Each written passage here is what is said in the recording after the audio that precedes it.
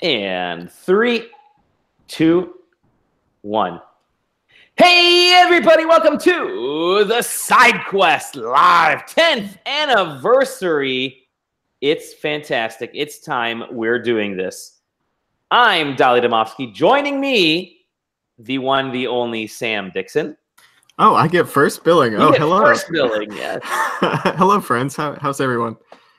The return of Aaron Scratty Bones Kelly. No, I get it. I didn't go to PAX, so I don't get top billing anymore. It's fine. You were there last week, in spirit. And coming back for the first time in probably about eight years or so, Yaniv Pereslawski. And after 8 years, you still said the name right. I really appreciate that. Hey, Actually, everybody. Should I do the hard R? Yaniv Pereslawski. Works as well. While you were introducing me, I saw Aaron take a big swig of Fireball, I think. Yeah, you did. Yeah, you did. I got a quart right here, and I got another one right over there. So let's do this. Oh, welcome, everyone. This is the 10th anniversary podcast. We made it to 10 years. 10 whole years of SideQuesting. Pardon me as I adjust my camera in my still empty, echoey room. But 700 episodes. 700. We surprisingly started with episode 101. I can't believe it's been 10 years. I mean, we were talking about this a bit in the pre-show, but I was absolutely shocked when you messaged me and said it was going to be the 10-year anniversary show. Yeah. Did I scare you a little bit at least? I mean, it was a kick in the pants. I definitely realized how much time had gone by. It was, we were talking about how we started. Oh my God, I can't send the, anyways. We were talking about how we started SideQuesting, which there's a little bit of inside baseball, but we started it with the podcast, and we were reading over the first podcast notes, and I think our big topic of discussion was Omegle. That's when Omegle was still a thing 10 years ago. Unbelievable. It might still be a thing. Let's get back on that Omegle train and start that back up. I don't think Omegle is still a thing, but what was the like camera one that was that Chat Roulette? It was Chat Roulette, and there was that guy who dressed up like Miley Cyrus the God, what is the music video called? I'm really failing at this Wrecking reference. Ball? It's the Wrecking Ball music video recreated in Chat Roulette. That's a much better service than Omegle. Was it that long ago for Chat Roulette as well? 2009. Launched 9 years ago. Yeah, that's 10 years, folks. God damn. Big yikes. My God. Well, it's great to have you back on, Yaniv. After all the jokes and the memes from years ago, I think they're still valid. I'm still playing Minecraft. You're still playing Minecraft. Man! Wow! All right, let's get right into it. Here's a piece of news from my list. Fuck it! Aaron jumps Minecraft cleared any mention of Notch out of the splash screens in Minecraft, or Microsoft did, I should say, not Minecraft. It's its own mind entity at this point. Minecraft soft. As I understand it, they didn't want to associate Minecraft with the QAnon conspiracy theory race baiting billionaire, so they removed him from the game. Bill Gates Notch. Yeah, still in the credits. So if you beat the game, you get to see. Can you beat Minecraft? Yeah, if you it's been 10 years, Yaniv, they've changed it.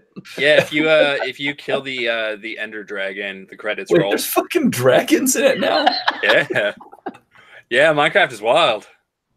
Minecraft is wild. I clearly don't still play Minecraft. I've put a whole 25 minutes into Minecraft, so I need to get back into that. It's all right. You missed the train. You don't need to get back on it. True. I'll get into Fortnite in about 10 years, too. Yeah. The whole Battle Royale thing. So what have you been up to, Yaniv? We wanted to catch you because you're actually on the other side of the world. That's what I've been up to. I've been moving around a lot. I kind of ended my time with SideQuesting right as I was getting into the military. Mm-hmm. And that and some other things in life have kind of kept me away from a lot of free time. At the moment, I'm living in Europe, which means it's midnight for me. And I still work in tech, still write things sometimes, though not really for public consumption anymore. And I fortunately still have a lot of time to play video games. Good man. Good man. You Well, loving that- go ahead. I was gonna say, you loving that Brexit? You following that? Not something that I have to worry about. And even if I did, it looks like we're kicking the can down the road another year or so. I'm just looking forward to the day we start burning trash cans and flipping police cars. That's when I'm excited for. Dude, Paris style. I like it. That's what happens after any major sporting event here in Detroit. Fires, trash cans getting knocked over, cars flipped. Yeah. Well, it's good that you're still alive. You're still healthy. You sound better than ever before. We made that comment earlier. It's all about the microphone. It's all about how do I sound? Am I echoey? Am I okay? You're all right.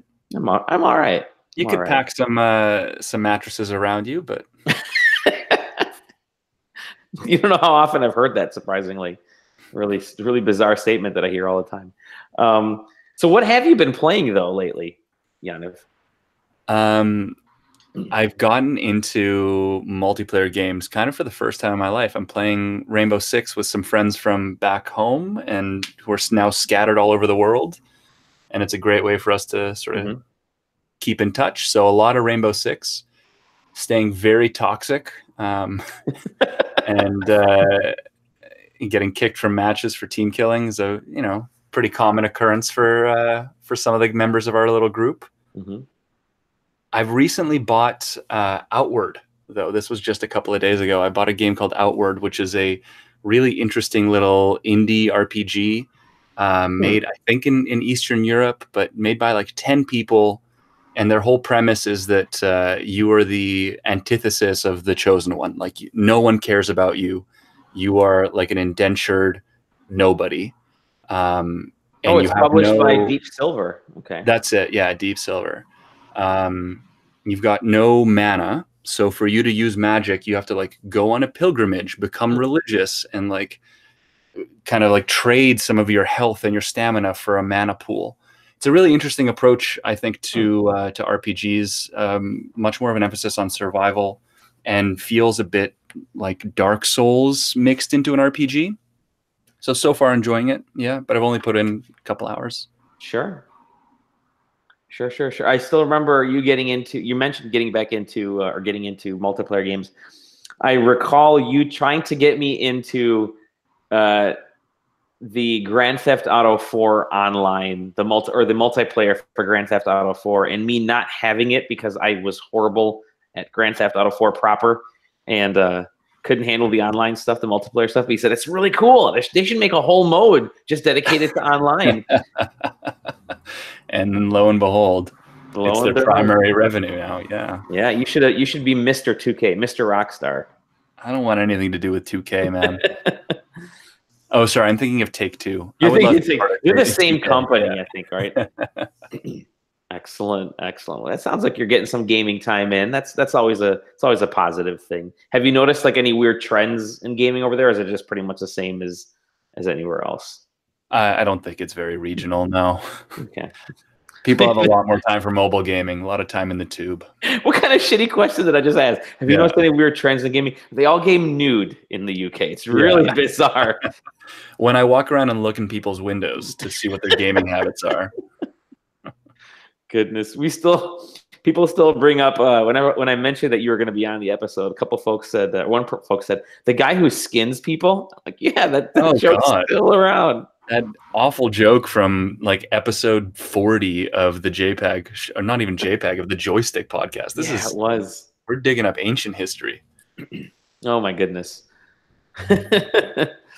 Well, it's great to hear from you. It's always fun to kind of hear from some of the original folks in Team SideQuesting. And episode 2 is when Ryan Gann joined us, and I believe he's going to be hopping on at some point today. But you know Ryan, he's always late, and he always has an excuse, kind of like Tom as well. So we'll wait till those guys get on. But stay for as long as you like. Like I said, I know it's midnight over there, so I'm not going to shoo you off or anything. I'll circle for a little while and there you go, fall asleep like a shark. I'm really glad to be chatting with you guys again. We're gonna hear you snoring, and then we'll know that you're. Yaniv. So Sam and I went to PAX East last week. We didn't get a chance to talk to Aaron, and we kind of missed you, Aaron. You and your Fireball. Have you been playing? You've been playing something for review. Yeah, I've been playing through, and as of today, I think have beaten Tropico 6. I mean, it's good. It's Tropico. Like, if you've ever played a Tropico game before, you have played this game. Like, right down to the mission structure, even. Like, all of the missions they open up, like, as flashbacks almost. It's like you're second in command, like, reminiscing in your old age about, like, all the weird shit you did as the dictator of a banana republic. And then you play the mission, and then you beat the mission, and it's like, yeah, that's how we did it. Thumbs up. So I mean, it's good. Like, it's one of those like city builder games that doesn't go way too far in the difficulty direction, but isn't quite the other end. Like, there's a couple out there that are just crazy easy, and there's some of them out there like Anniversary. I'm just trying to think of some examples. Like, I want to say Anno, but I wouldn't even call those the hardest that I've played. But anyway, yeah, it's good. I should have a review for that up Sunday, I think, if anybody wants to read my extended thoughts. But yeah, I've been playing that, and you know what's odd is I just checked, and Tropico 3 launched in 2009, right around the time that we were starting off the website. So it has come back full circle. Yeah, it has. I've also been playing. Rexley. First of all, Rexley's here. Hey, Rexley. Ooh, your mic's muted. That's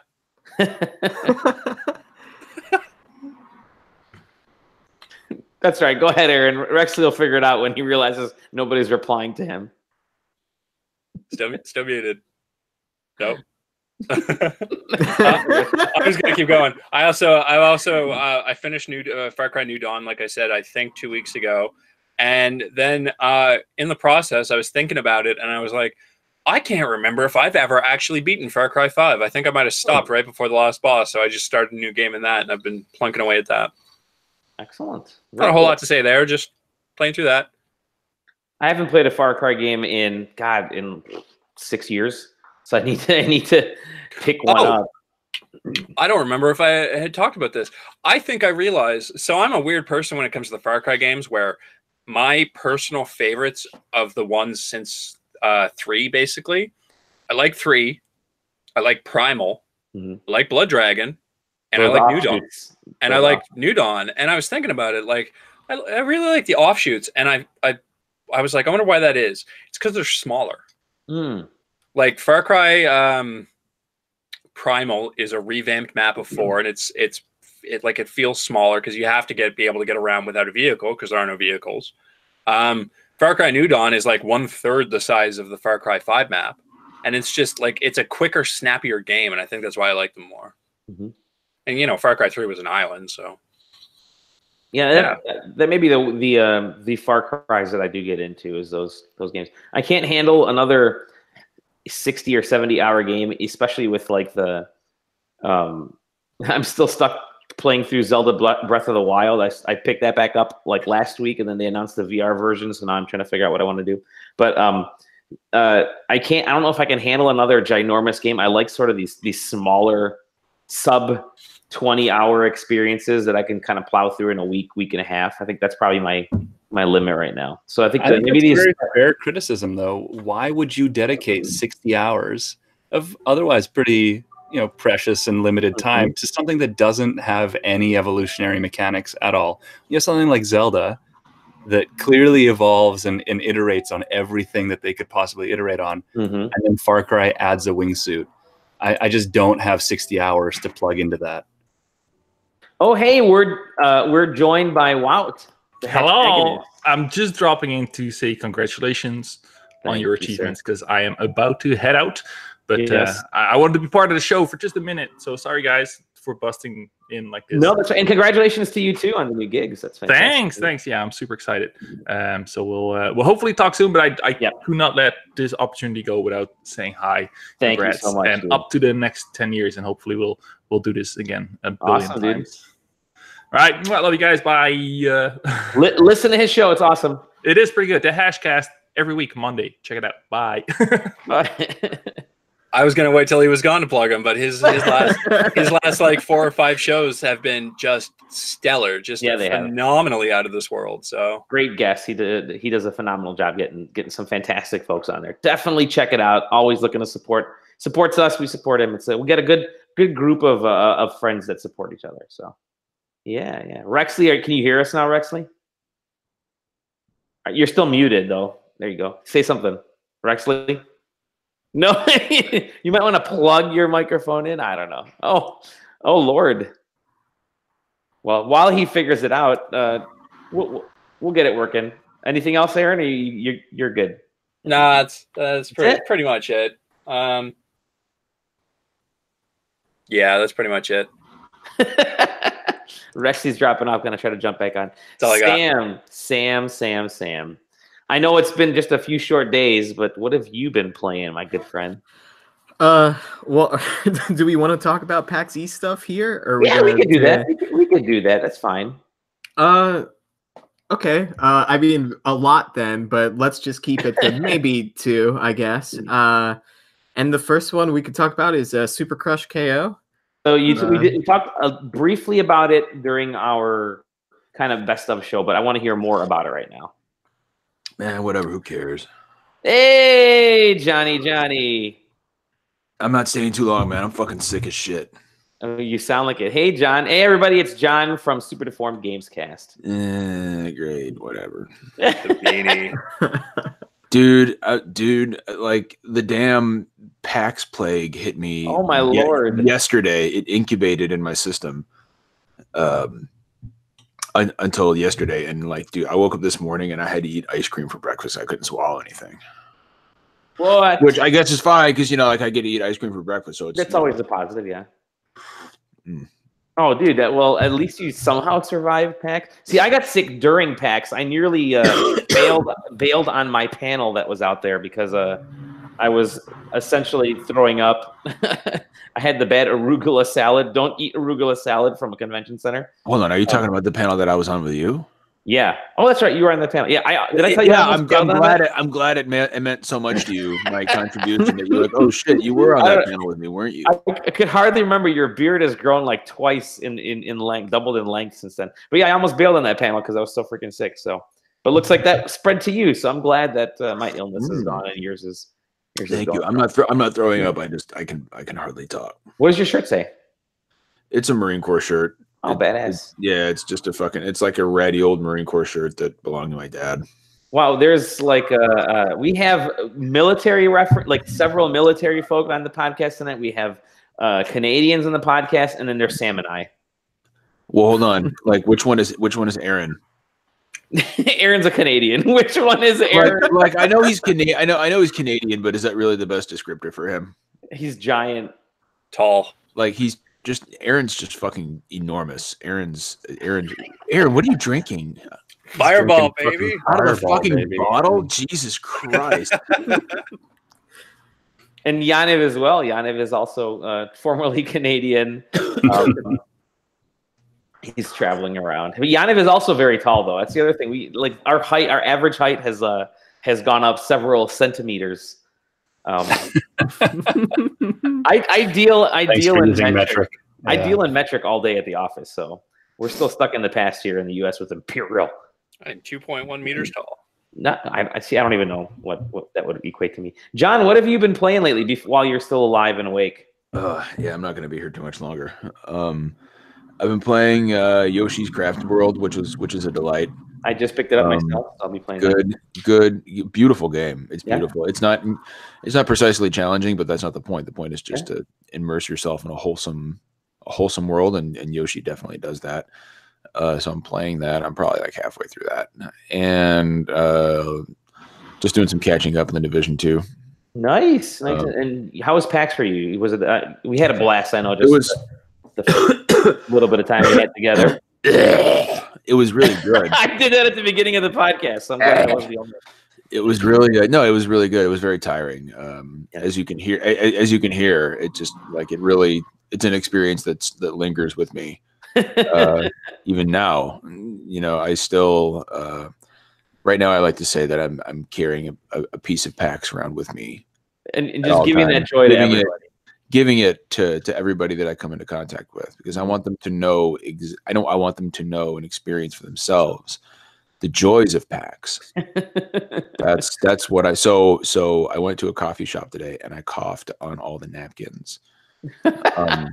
Nice. And then I licked all the plastic spoons that people use to stir their coffee, because I want everybody, like it's kind of like it was kind of like a Patrick Bateman scenario, when I was like, my pain is constant and sharp and I don't wish for a better tomorrow for anyone, and then I just coughed on all the napkins.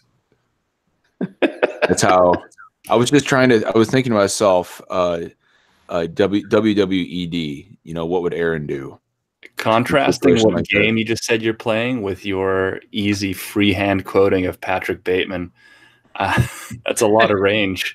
Well, I like to maintain a diverse, line of thought, and personally, I enjoy the contradiction of something wholesome like Yoshi and something horrible like a Patrick Bateman, and I feel like if you just find that middle, if you just join the two together, like really, it's just an amazing union. I'm sick. I don't know where the fuck I'm going.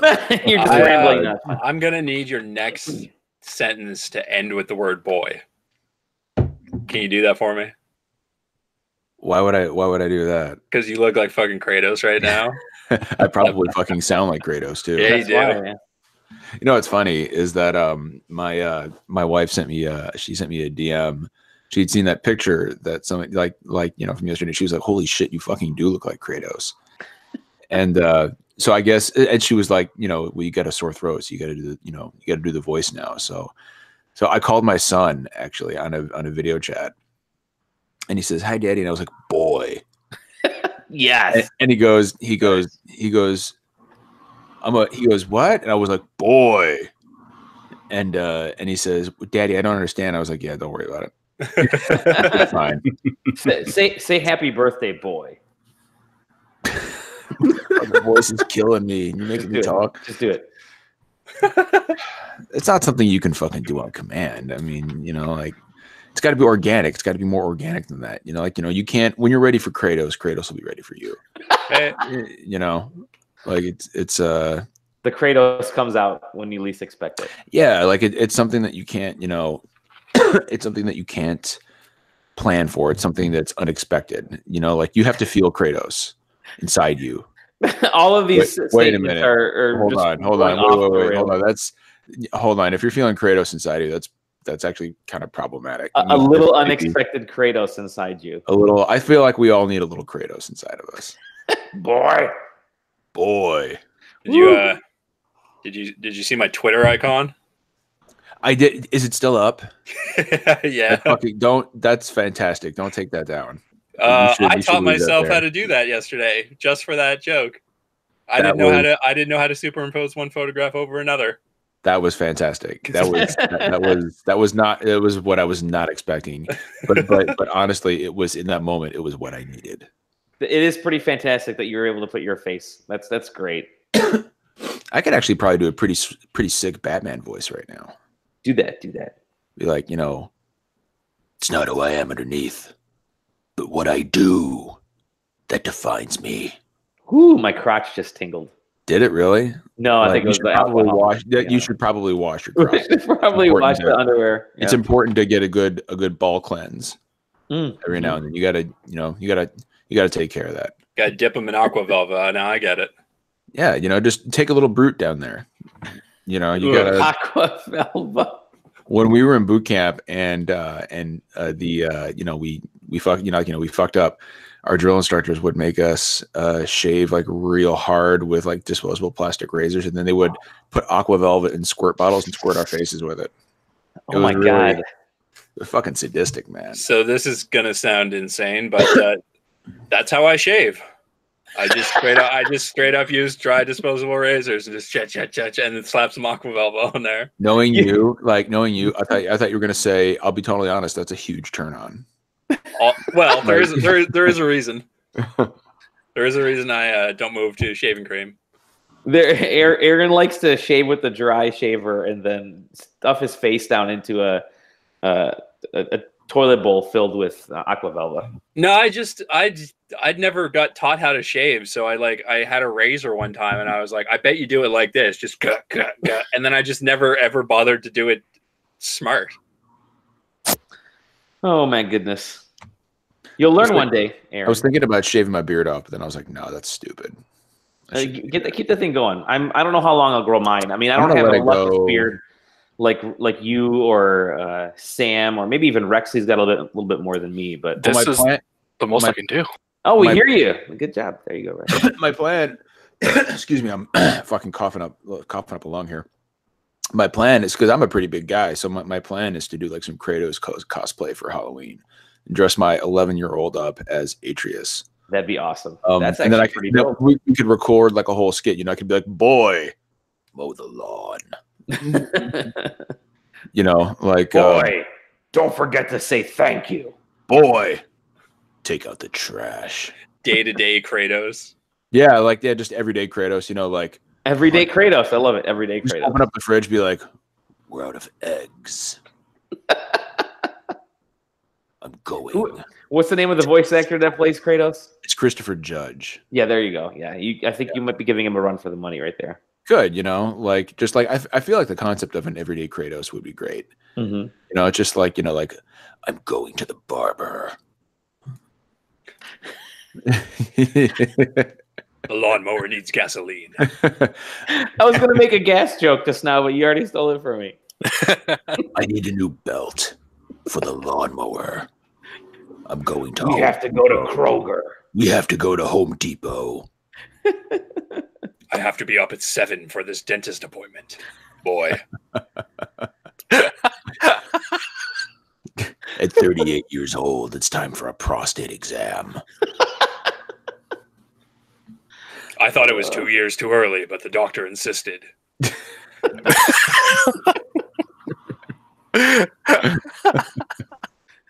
Happy birthday, SideQuest. You got 30 more years to get that joke. Hey, listen, we're back into butt stuff, which is very SideQuest, at least for the last few months. Stuff, yeah. Everyday Kratos, back into butt stuff. Back into butt stuff. I would be like, well, me though, so I would be like progressive Kratos. There you go. That's because that's just who I am. Yep. So I feel like Kratos is like, Donald Trump is a fucking idiot. I like the kid boy, turn off Fox News. Boy, turn off Fox. Love and respect all people unless they are gods. Oh, that's good. That's good. I like that. I stand for inclusiveness. Yes, there you go. There you go. This is why we had you on the show, John. Just for your Kratos. Exactly.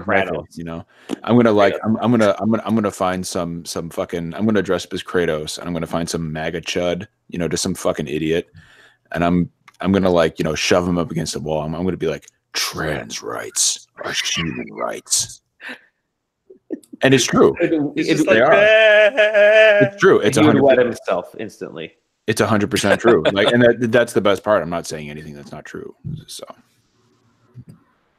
excellent. I'm trying to text Ryan Gann, but he's not coming. Oh, he's like, why the fuck did I have John on? Oh, this is why. This is why. Because we love you, John. Go ahead. I was gonna say, did I ever do my Don Corleone impression? Oh no, I want to hear this now. I know, dude. I've got a pretty sick Vito. Emphasis on the sick, because you're sick right now. But it actually might even be better right now. It brings out the character more. Mm-hmm. It does. So if you wanted to be like, you gotta You gotta like, you don't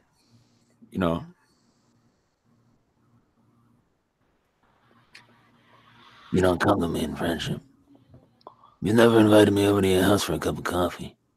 You know everything that call me Godfather. And now you come to me and you say, Don Corleone, give me justice. One day, and this day may never come, when I call upon you to do a small service for me. But until that day comes, consider this justice a gift on the day of my daughter's wedding. That is phenomenal. Well done, sir. Yeah, I like that. Makes me miss the video game. I'm not gonna lie. I used to I'm really good at voices and I'm really good at accents. So like I used to roll up to like a McDonald's, and I'd be like, I actually used to do shit like this, Yeah, I used to love doing this stuff all the time too. I'd be like, I'd like a number 2, medium, the Diet Coke, easy on the salt. Not a fan of salt. I could just do wrestling voices. That's what. I used to do like a really really thick Cockney British accent. You could do one of those as well. But like, oi, darling, oi, I want a number 2 with fries. That's a transporter right there. Yeah, make it snappy. Jason Statham. There's a Meg coming. I actually have a coworker who's from he's from Liverpool, and like people there have an accent that's sometimes very hard to hear, and he's actually our top sales guy. So seeing him talk to me and then going on a sales call, like it's a complete 180. It's like I can tell what you're saying, and then he goes on a phone call and it's like, wow, like you're not the same person I talked to like 30 seconds ago. I'm gonna do this tomorrow actually. Well, I can still take advantage. I'm gonna roll up to McDonald's at the drive-thru and I'm gonna be like, I'm interested to know what's on your 99-cent menu. I thought you were gonna go there, be like, boy, I should. Fries. I should just drive up to the drive-thru and be like, boy, I want a Greek yogurt. Now, can you do a Cockney Kratos? A Cockney Kratos. Boy. That sounds like something you find in Pornhub. Specialty category. Totally pull the Cockney Kratos on this one. A Cockney Kratos. Yeah, okay. Boy, your mother's knife belongs to you now. She taught you to hunt, yeah? Then show me what you know. We gotta go to the mountain over there. I'm hungry. More like, it sounds more Australian. Yeah, it's kind of slipping into like a southern accent in a way. It's more Australian than anything else. Like if Kratos was Australian, it's like, boy, your mother's knife belongs to you now. Boy, that's not a knife. This is a knife. That's not an axe. That's an axe. And now all I want is Kratos in the next Mad Max movie. All right, guys, doing this is fucking destroying my throat. So thank you, dude. Thank you for joining us. I just wanted to stop by, say happy birthday to SideQuesting. And plus, I figured fucking Aaron would be here, so why not? Where's Tom Johnson? That fucking. He said he's going to be here at 7. He's going to be here at 7. Yeah, it's 7:30. Yeah, that's late as usual. Fucking. He probably just got a new pair of sneakers. He can't stop. He can't stop admiring. Yo, I accidentally kicked his sneakers. We were walking around giving away the awards on Saturday morning, and I accidentally kicked his sneaker. And I swear to God, he stopped and he looked at me, and I've never seen Tom Johnson legitimately angry, but white face. That was Aaron. I think it was we were looking at Dangerous Driving. I actually tapped his shoe, and he turns around. He's like, "Those are my Nikes." The next time I'm in, because we were just hanging out a bunch of packs. The next time I see him in person, I'm probably I'm literally gonna fart on his sneakers. Where can we find you, John, when you're not farting on sneakers? Well, be farting on sneakers. In a minute, you'll be finding me under a blanket on the couch. But if aside from that, you can find me at Mr. Megadiv on Twitter, although I'd rather you follow at official SDGC, which is our podcast account. And you can find us all every Thursday night at 9 p.m. Eastern Standard Time at twitch.tv/official SDGC. Yes, definitely. Thank you, dude. Thanks for joining us. Go get better. Heal Dude, up. I sound like I sound like great. I sound like Do a fucking voiceover. I sound like a fucking avatar of chaos right now. I sound like Thanos. Yeah. I kind of see that a little bit. I like Avatar of Chaos a little better than If I could sound this badass without being in constant pain all the time, I would totally do it. that would be good. I would totally do it. A lot more VO work. All right, I'm getting the fuck out of here. Bye, guys. You dude. See you, John. All right. I just remembered something about PAX. My two of the people from my D&D group were there, and on that Friday when they told me they were there, the first thing I said was, "Here's a description of everybody I work with that's at PAX. Can you find them and throw a glass of water on them and tell them this is from Aaron?" That's fantastic. This is from Aaron. I can just see them like randomly check, like, "Wait, you're not Dolly? What? Oh, sorry." Oh crap! The next person just splatted. This is from Aaron. Wait, you're not This Dolly. is from Aaron. It's actually a vial of acid that they threw at us. PAX was our first. I think it was our first event. No. PAX came after E3 because I think it came about the year after SideQuesting started. PAX started. Yeah, that's what it was. PAX East, I should say. Yeah, we went to E3 first. I do remember talking to Yaniv about this, and I'm like, "Hey, Yaniv, I think I can go to E3 if I actually register this as a business." And he's like, "Do it. Go ahead, do it. Why not? Just do it." I'm like, "Fuck yeah, we're finally going to E3." Good I times. still consider PAX my first ever business trip. Mm-hmm. That's right. You went to PAX Prime. Yeah. Oh, it was called PAX Prime. It's now PAX. Oh no, it was just called PAX. Oh, it's really just called PAX. No PAX Oh, wow. East. Yeah. I remember right. you and Gan went to the first PAX East, and I think the PAX I went to was like the second. This was ages ago. Fucking hell. Oh my God, yeah. I'm looking back at all the all the podcasts and all the posts and stuff. Holy mackerel! Our very first post was, "And here we are," and I posted it, which is basically saying, "So here we are, SideQuesting, the new site from the people that brought you the internet. Join us as we venture into the world of gaming culture and gaming culture." We still use that tagline, as well as some beer along the way. Yaniv's first post was, "I'm going to inform you, wake up." Oh, And what was that bullshit about? Back when I didn't write anything. Let me read it to you. "Hello, Internet. My name is Yaniv, and I am a recovering alcoholic. This is my sponsor, Elton Cohen. And together we hope to get over my pitiful habit." Shoot, this is the wrong place, isn't it? "Oh, Internet, why do I bother? Why don't I keep to myself and write about video games in my dream diary? It's because of my ego. Trust me, oh e-pipes. You shall be astounded by my journalistic prowess." Yeah, we're done. We can cut that right there. I think this is amazing. This is still the kind of flowery bullshit that I try to write. Like if you look at half the reviews I've done in the last year, there's some nonsense in them.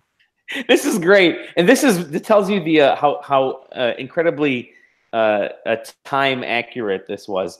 It says, "I'm currently on an extensive search for an interview with Epic's own Clifford Blazinski about a selectable Times Narrow in the incoming hotness Gears of War 3. Oh, Jesus. Holy shit! Ryan Gann just joined us.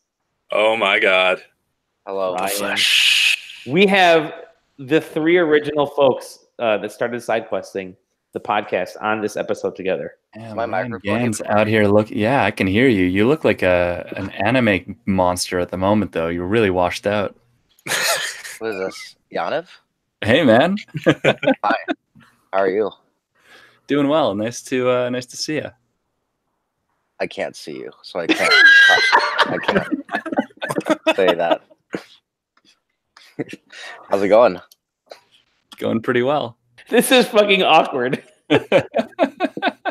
So what are we talking about? What game are we talking about? Let's get into it. We're still talking about Minecraft, man. I'm talking about Smash Brothers. Oh. Those are two games I know a lot about. No, seriously, you guys can keep going. we were not talking about Minecraft. Everybody is muted except for me. We're just letting this go. I mean, I was Um, talking about who would win in a fight, Kid Icarus or Incineroar, but Oof. Hard to say. They're both not very good characters. So Oh, yeah, I wouldn't be able to call it. We were going to play a pretty nasty joke on you while we were at PAX East and say that we played with Joker at the Smash booth and rub it in your face, but we decided not to. That was actually Sam said he was going to do that. I don't know why he pins the awful ideas he comes up with on me all the time. Yeah, I'm sure I would have believed that was a thing. with Twitter not talking about it. behind closed doors and signing NDAs. Yeah. How are you guys doing? Great, man. I haven't been on this podcast in a while. Things are good. We're great. It's been a while since we heard your beautiful voice. you missed the butt stuff section. We had a nice long talk about that, so that's out of the way. Okay. Yeah. No, you go. So what section are we up to? We're talking about what we've been playing. Okay, what have you not had time to complete, or what old game are you talking about? Oh, that is so true. Fucker. God damn it. Do you actually want to hear me say a game from 2012 again? Yeah. Actually, no. 2012. No, you don't. You don't want to hear 2012. No, I haven't played anything since I got back from PAX. I take it back. I have played something. I played Smash Brothers. I played it. I played Smash Brothers, Super Smash Brothers Ultimate, and Dragon Ball Fighter Z. Oh, okay. We're still doing this Zed thing. That's cool. Yaniv, is this Yaniv? Does this offend you as a British person? As a British person. I haven't sunk that deep into the culture here yet. No. Okay. No. All right. Thankfully. On the show 2 weeks ago, I was thinking about when Ryan said about the Zed thing, and it didn't even occur to me, but that game came up in conversation, and I absolutely said Zed without thinking about it. Yeah. So that was I do have a friend who calls him JZ instead of JZ, and that just makes my brain hurt. There's just more to say. And I remember too at that Bandai Namco preview, they were like, it's Dragon Ball Fighters. It's not Fighter Z or whatever. And I was like, okay, they're making a really big deal out of this. Hey, what have you been playing over there, Rexley? We haven't heard from you in a little while. So many things. Sam started talking. We've cut him off completely. It's fine. I'm hanging out. I'm here. No, go ahead, Sam. What have you been playing? No, I mean, honestly, if we other than PAX East stuff, I really haven't played anything because I started a new job on Monday. So congratulations. I've been doing thank you. I've been doing too much of that stuff and not enough social life stuff. And by social life, I mean playing video games alone in my dark house. Yep. So yeah, not a lot, but please let us share more stories of SideQuest years. If we want to talk about PAX East, I don't know where Ryan has gone, but we could talk about Tiny Brains, that hit wonder game we saw at PAX East many a moons ago. Oh, you guys pulled a heel turn on those guys over the past year or so, right? Now we hate them. Is that what we're doing now? I don't know. I haven't been paying attention, but all I know is that you seem to hate those guys' guts, right? No, their games have been pretty okay. Since there's an episode where I heard you guys shitting on the new one. We even played their new one. It was at PAX East, but I didn't get a chance to check it out. I did not really enjoy Omen Sight, if that's what you're referring to. No, it wasn't that game that it might have been Tiny Brains that just bombed. I don't know. Hey, Ryan, can you actively hear Sam treading water, trying to stay afloat with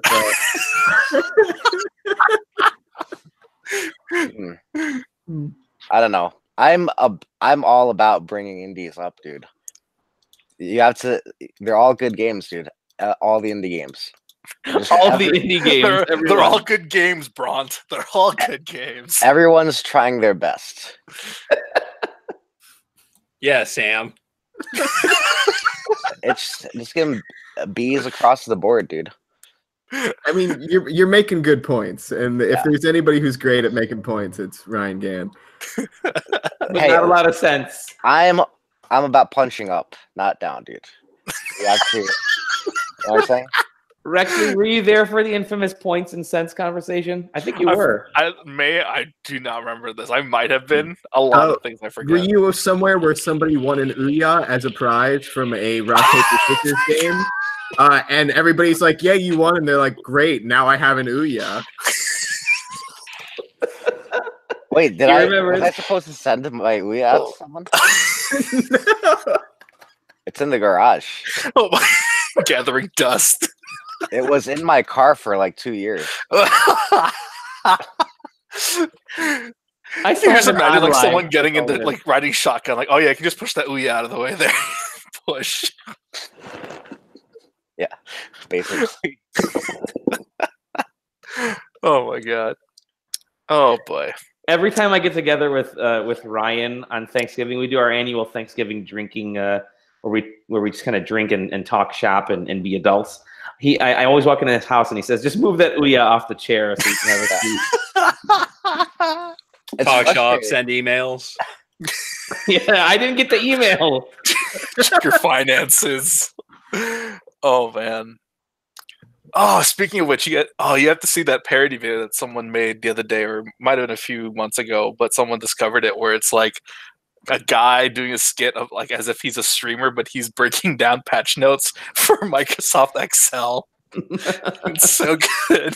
I watched that this morning. It's fantastic. He's treating the whole thing like a pro scene. It's so good. All right, I'm gonna find this. I'm looking. Microsoft's ignoring the accounting meta. It's on my Twitter. That's all. It's there. Oh my god, it's so good.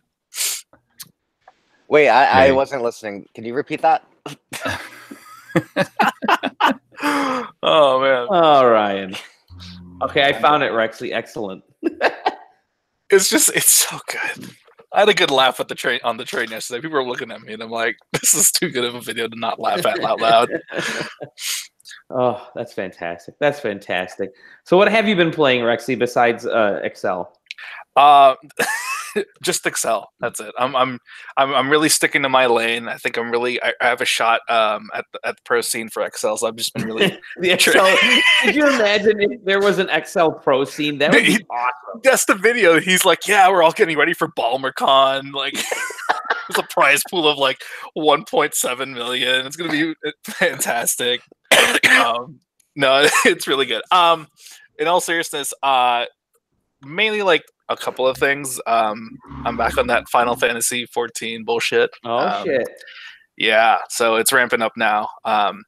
We've got Shadowbringers coming up, so I'm trying to like at least get my eye level up. So like I've hit max level cap, and then just trying to get the gear leveled up there. I tried to make my way through Sekiro again last night.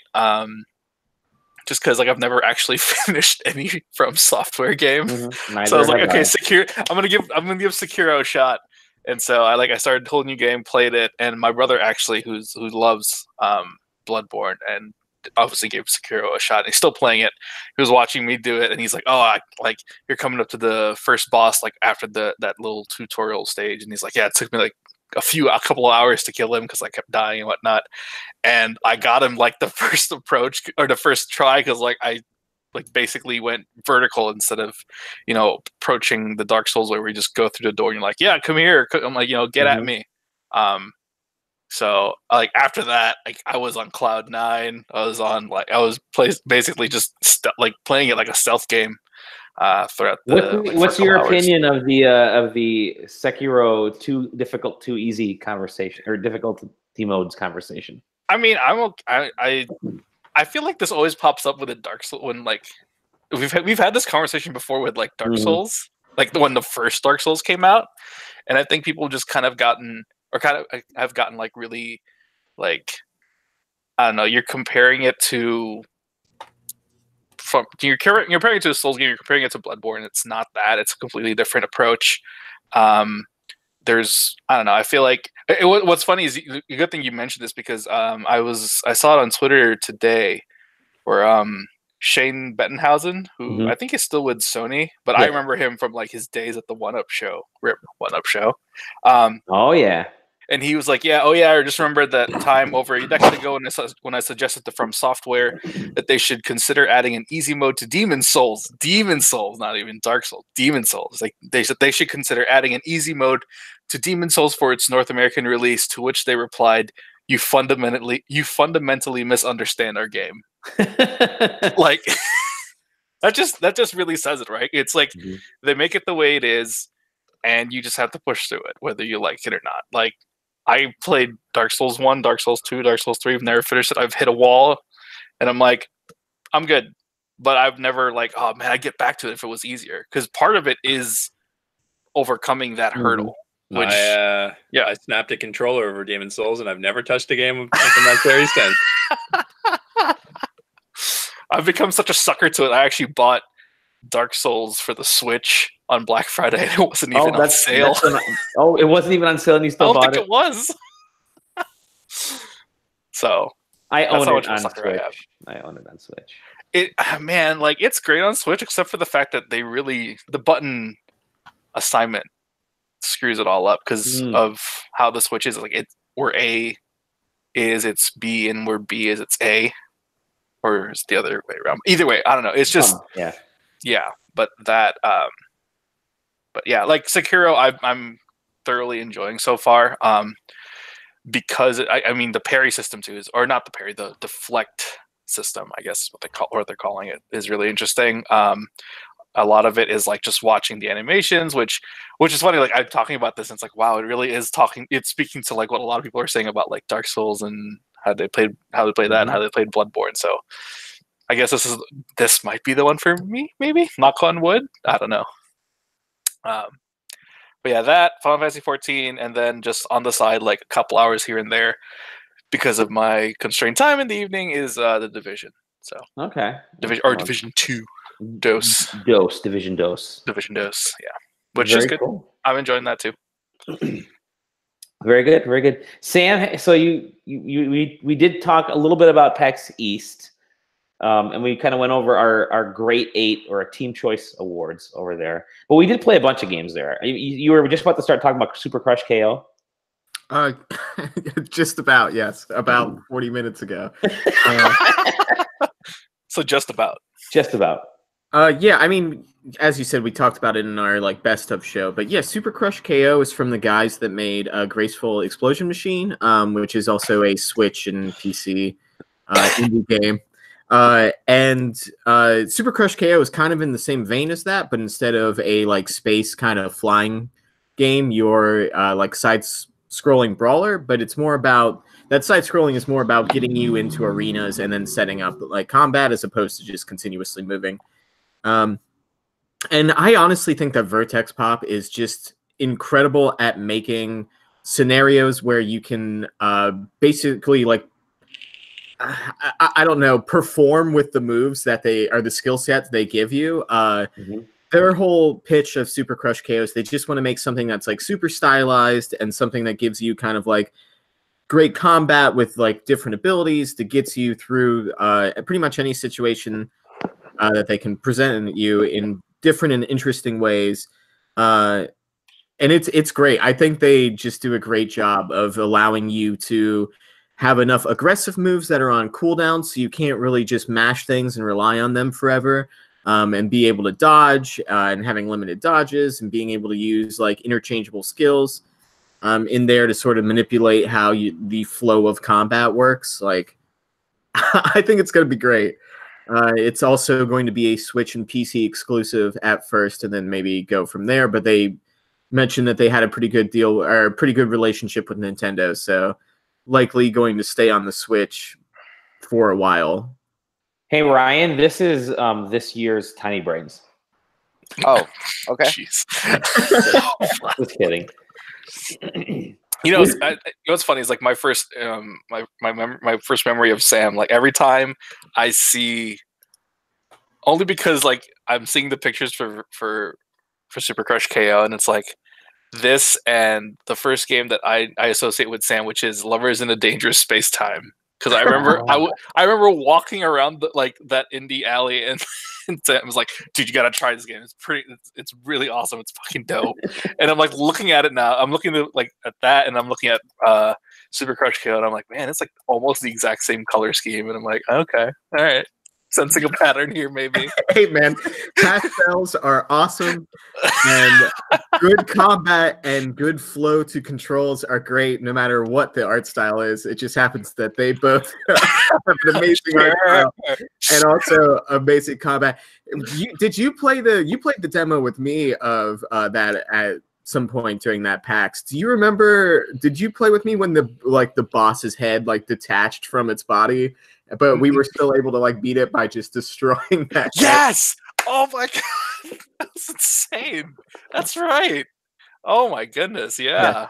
There's one of the very many instances where we have broken demos or breaking demos, so good. That happened a lot this year. That was for sure. Yeah. I mean, it's kind of a given, right? It's a tradition. Yeah. Think of it. Not a given, a tradition. My first ever demo, like as a covering, it was with you guys because you guys gave me the first event coverage. Thank you, by the way. My first ever demo was Below. Shit, did that game ever come out? It's currently 25% off at like Steam's like midweek madness sale or whatever. But I remember like, man, this is dope. This is a good game. And then like seeing it like a year ago, like we finally have a release it. I'm like, oh right, I remember playing that. Still looks the same. The only people in this chat right now, the only person that hasn't been able to report on anything, any event officially in any official capacity is Aaron. Because Aaron can't leave his hometown. He's not allowed to. I don't have a passport and I don't have any money, so I can't go to E3 or PAX. You have to stay and tell people about how your town basically saved the world. Just wait until the Halifax gaming convention gets up and going. I don't know if they can ever actually get one going because they already do HalCon and it's not a big people gathering thing. Maybe we'll change that and we'll make Halifax a thing. Oh, Halifax! You can have that for free. Yeah. You can have that for free. Read Pop. Call up Mike and Jerry. Tell them to get on it. All right, guys. I've hit 1 a.m. here. Oh, and thank you. I think I got to call Damn. it. But it's been a massive pleasure to see some of your faces and to chat with you guys again. Yes. Thanks for having me on. And Thank you for coming. now that I've weaseled my way into the Discord, I'm sure I'll find ample opportunities to chat going further. Excellent. Yaniv, thank you so much, man. It was great to chat with you. Happy birthday, guys. Happy birthday. Yeah, Woo! 10 years. So here's to 6 more. So well, just before we get off the topic of Sekiro, I just want to do our weekly Jeff Grubb update, who is currently streaming Sekiro, and he's fighting a boss that has 3 phases, and he only has just made it to the 2nd phase, and he does not know there's a third. He does not know there's a 3rd phase yet. Oh no, Rip Jeff. Rip Jeff. He's not playing Echo. No, he's currently fighting. Genichiro. No, I'm saying he's not playing Echo. Oh no! Oh shit! There's Dan Hevia. Yo, Yo. you're still wearing the same jacket. You haven't taken it off in a week. Yeah, You went home. You went to work with it. I still got it from I still got the alpaca in the corner in the pocket over here. That's what it is. I keep calling it a llama. They're the same thing, I think, right? My daughter said it's the softest doll she's ever had. Oh, it is actually very nice. Was it actual alpaca? So for those wondering, Sam and Dan and I went to a Perfect World event for the Torchlight and Remnant folks, and they gave us alpaca stuffed animals as like parting gifts. And they got to be real alpaca fur. I don't know, because it's so freaking soft. Well, I freaked out because like I had some things to drink that night, and water, kids. The alpaca was in the backpack, and like I got back to the Airbnb and I opened it up, and it was just the head of the alpaca outside of the backpack.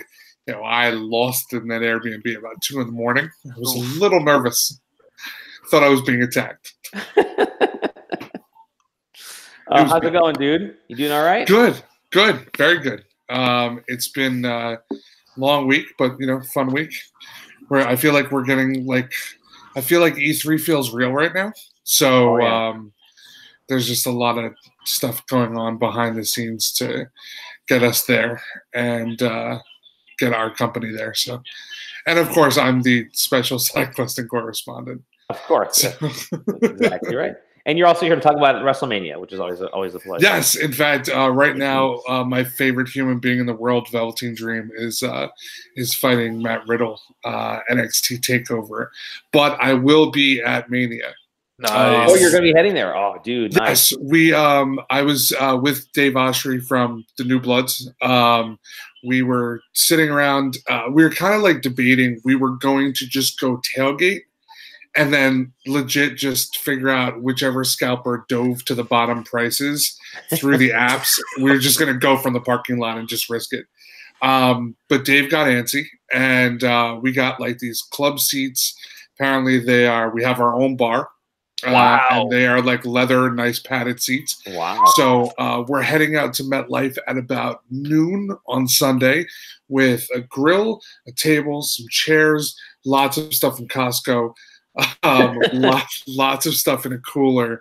And my friend John that's coming made the good recommendation. He said, also get a case of water. So we're going out there at noon. We will be probably the loudest people in our section. And it should be a good night. It's going to be a long night. The last time I was at WrestleMania was 15 years ago. Wow. I did WrestleMania 20 at the Garden. Nice. The world title was won by a murderer. It was amazing. Chris Benoit? The worst was I walked out of MSG that night and I stopped at the merch booth and got a Chris Benoit shirt. And like I legit had it until that happened. The Rabid Wolverine. I had to throw that out. So I'm hoping right now that either Becky, Ronda, or Charlotte that nobody kills anyone. Because it would be I'd be like the black cloud over Mania. I can never go again. No. So it's just going to be really long because I mean I remember that show.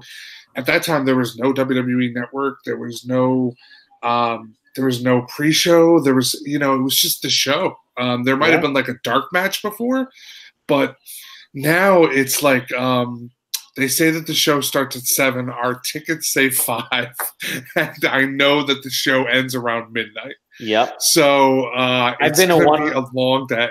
I've been to one WrestleMania event. That was the one here in Detroit. That was the infamous hair event with Donald Trump and Vince McMahon. Yeah.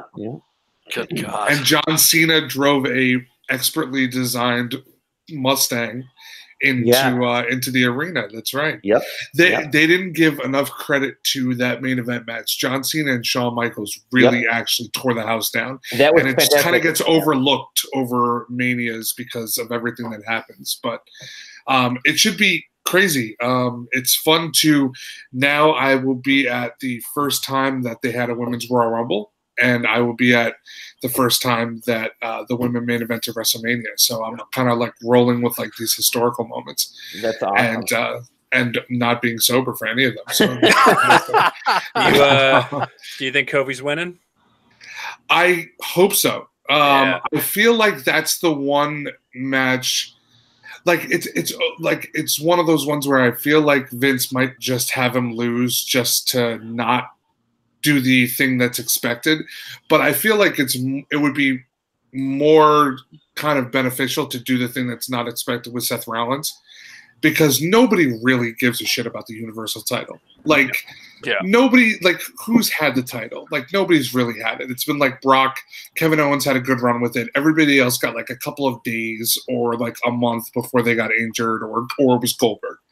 So like that one, they could just do whatever the hell they want. They actually act like it's important. But I think if there's ever a time that you do it with Kofi, it's now, because it's almost to the point where he got he's getting as much of a rub from the fans as Becky is. Like, he was like legit, all their shoes sold out today. He's just crazy popular. The reactions are there. So I hope that they finally give it to him. He definitely deserves it. He's been a showman of like the caliber of like in his prime Rey Mysterio. You know what I mean? Like, Yeah. Rey Mysterio was a dude who would come out and everybody in the crowd was just there. They were with it. They were like, man, this dude's going to flip around and some shit and it's going to be awesome. And that's been Kofi for like, what, 3 years now? 4 years? Yeah. Yeah. And it's I want him to win. The crazy thing was that he mentioned in an interview he was almost quitting before he joined the New Day, and the New Day itself was a whole different, I guess, version of what they are now. Where originally it was like that chorus preacher, and it was like Xavier Woods was going to be the guy that pulled in Kofi and Big E almost into like this, like, you know, see me Jesus cult that they were going to be, where it was like they were just going to be the power of positivity. And Vince McMahon, showing Vince McMahon being Vince McMahon, was like, oh, fans are going to love this and fans are going to be cheering you. And they went out and it was like, New Day sucks. So they got to switch up and be who they are now. So I think that them having autonomy over what they're doing more than a lot of people on the roster helps them just kind of get one over on the majority of stuff that they're doing. Because even if they look dumb, they did well. One thing I find great is that all of us on the podcast right now are huge wrestling fans, but none more so than Sam Dixon. Sam, what's your prediction for the Buddy Murphy versus Tony Nese match? Kurt Angle. You know, I really like his pizzazz. He's got that thing where he goes by the ankles. Kurt Ankle. That's fantastic. Kurt Ankle. It's nuts out there, and he's one of the nut jobs. I like that. You're doing the Pennsylvania Pride thing with him, right? From PA. He did attend my alma mater of a university that I will not mention because they don't deserve it. But And both of you are Olympic athletes. we did go to the same collegiate area. I did not wrestle in college, though. You did, right? You said you did wrestle in college, Sam? Yes. I sure knew how to do a half Nelson, I think is a thing. Dan, we were at PAX East last week, and we were obviously swamped with a bunch of stuff. But have you had a chance to at least enjoy PAX East? Did you get a chance to try Well, you were anything out there? swamped. I did meetings, and then I bounced around between, hey, you want to get drinks, to, hey, you want to go get drinks? Also, hey, Dolly, where can I get drinks? I think that it was Saturday night was, I think, the Ultimate Capper. Adult Swim had their boat thing. That's cool. And initially I didn't have a ticket, but you know, we know people and people know people, and wound up going there and then making it back to the Westin, actually having a really good conversation with Xavier Woods / Austin Creed. So that was yeah. Because Up Down Down did a bunch of panels. Oh, that's right. Yeah. So there were a few of them there, and like some of them, you know, I work with them in terms of getting streamers on. That's what I do now. So it was interesting to kind of like see them in the flesh, and like kind of like at the same point that you're like, I'm a fan, being like, hey, do I owe you any money? Because I know that I hired you for this thing. So it was cool. It was a really, I think it was really chill event. I think it was the first time, I guess, in 7 years that I didn't have a roommate. Wow. And I did, like, obviously when I worked for 505, like I would go out to the office and I would be alone. But in terms of doing an event, it was the first time that I didn't have a roommate, so I tried to sleep. My dad bod kept waking me up at 7 a.m. to get kids ready for school when I didn't have to. So I definitely got a couple of power naps in, but otherwise, show floor was very chill. I don't think that anything was really over the top. I like the idea of Gearbox kind of making the show theirs by doing that keynote. I would love to see more companies, especially as E3 ebbs and flows. I would love to see more companies take advantage of PAX West or PAX Prime, PAX South for however long that goes, and just own that show. A couple of weeks ago, Dally and I were talking about how I just thought of it because you mentioned how E3 ebbs and flows. We were talking about like what an E3 that moved to like March, April would be like as opposed to June, given the way games are distributed now. Yeah. It would be so hard to plan out, especially if they were going against PAX East, and then you throw in GDC with that. Yeah, it would be the gauntlet of fucking doom. And next year, it would be, I believe, PAX East is going to be the last weekend of February. What? So yeah, because if you look at the BCEC site, it's insane. I think that's the only weekend that it's actually humanly available. February 27th to March 1st, 2020. Oh, yeah, that would be a big issue. That's insane. Like I would cry. I'm pretty sure that video was mine in the background, but I turned it off. That was why I ran away. A little cardio. Oh my god! February 27th to March 1st. Yeah, like that would be one. It's gonna be freezing fucking cold.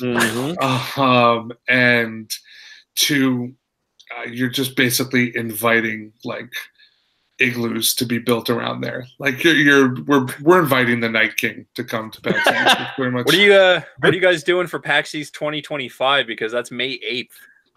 Holy shit! They've got their schedule. They've got their schedule planned out to 2028, and it gets progressively later. And then 2025 is May 8th to the 11th. Oh god, no! Insane, dude. That's like not even. That would be basically almost a month before E3. Yep. That's massive. So it's happening anyway. They're getting on top of one another. Yeah. I fear that. Well, also I don't know where E3 is going to wind up.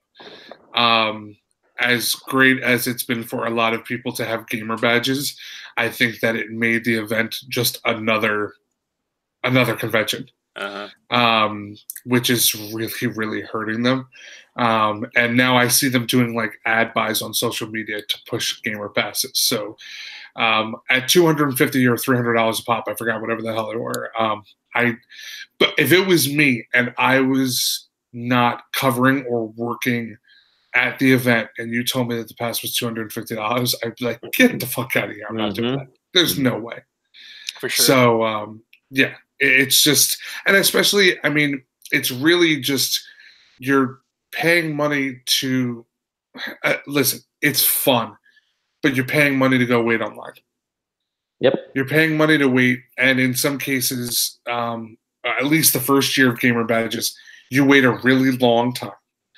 And you're gonna wait, and you might get what, like a T-shirt? Like, come on, like, yeah, I'll send you a T-shirt. Like, you know, I have enough. I'll send you one if like you really need it. Like, yeah. It's just I wouldn't do it anymore. Like, New York Comic Con is a 20-minute train ride from me. I don't even do New York Comic Con anymore. It's not even worth it. The minute that I wasn't press, I was like, no, I'm good. Like, I'm not. I see the entrance to get in is an hour-long wait. I'm not doing that. It might sound like posh and like snooty of me, but like, it's just not something that I'm gonna get involved with. So I don't know if E3 goes back to what they're doing. I don't know if they stay in LA. There's a lot of different things to work out there. I think that when they moved it before, it was more of a logistics issue than anything else. And you have to see what the city's giving, because LA is probably giving something back to the ESA for bringing, I think it was estimated like $60 million worth of business comes into the downtown area during that week. Yeah, something crazy. Like that, So, you know, if they look at New Orleans, if they look at Vegas, is Vegas really going to roll out the red carpet and be like, oh, please come here? Like, no, it's fucking Vegas. They have something every day. And then New Orleans is New Orleans. I think that if you sent the game industry to New Orleans in the middle of June and you expect people to not have just deodorant bombs all around them, like, it's going to be swamp ass hot. Like LA is hot enough. So, yeah, basically, I don't know where they're going to be. I don't know who's going to roll out. I don't know where PAX is going to be at the time. Things are changing so much that you just don't know. Now that everybody's doing Nintendo Direct and all these different things, who knows where the convention scene is going to be at that point. That's why you see the indie presence growing now. So what, have you been playing anything lately? Division 2. Hey, we made it to Division 2. Actually, a lot of folks are playing that. I am lulled off because of PAX East and because I was marathoning Game of Thrones. I was going to ask Dan because I've been watching on Twitter about it. Yeah. Have you made it all the way through? He's done. Yeah, I finished last night. Look at that perfect timing. It was I just want a whole series where Arya kills people. I think that she's just an amazing character. That last episode just kind of threw me for a loop with like Jon is like banging Daenerys at the same time that we're finding out that we're related, which is so on brand for Game of Thrones. She's his aunt. Yeah, that's for sure. Yeah, and then like a friend of mine told me that according to the books, that's the only way that she could get pregnant. I don't know if they mentioned that in the show. So like apparently in the books, she can't have children unless it's with her own bloodline, which again, very on brand for Game of Thrones. And then apparently they didn't mention it in the show yet. I don't know. I assume she's having a baby. But then also like that evil person told Cersei that she was only going to have 3 kids and they were all going to die. Now she's pregnant with a 4th, another brother baby. So I don't know. Like, I don't know. But the minute that there was a ice dragon, you were like, I'm all in. Yeah. Well, actually, I think I was like 4 or 5 episodes deep into the first season where I was like, oh, I'm locked in. And I was watching with my wife and she was like, yeah, we'll watch like 2 episodes every night. Then like 2 days later, she was like, okay, you want to watch that? I was like, I'm in the middle of season 3. You move from 2 episodes a night to 2 seasons a night. Yeah, it's rough when you work remote because it's like, oh, okay, well, this is what's happening right now. Like, I'm putting my son down for a nap, and I was like, you want to watch dragons? Let's watch dragons.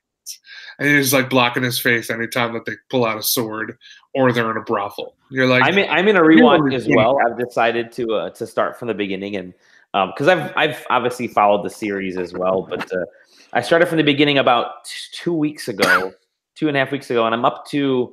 I'm starting season 6 probably tonight, maybe after this podcast. So it's interesting when I'm catching things now, that stuff that was said throughout the show, like a lot of these little Easter eggs that they placed very early on that they get back to later, which I think is terrific because they didn't.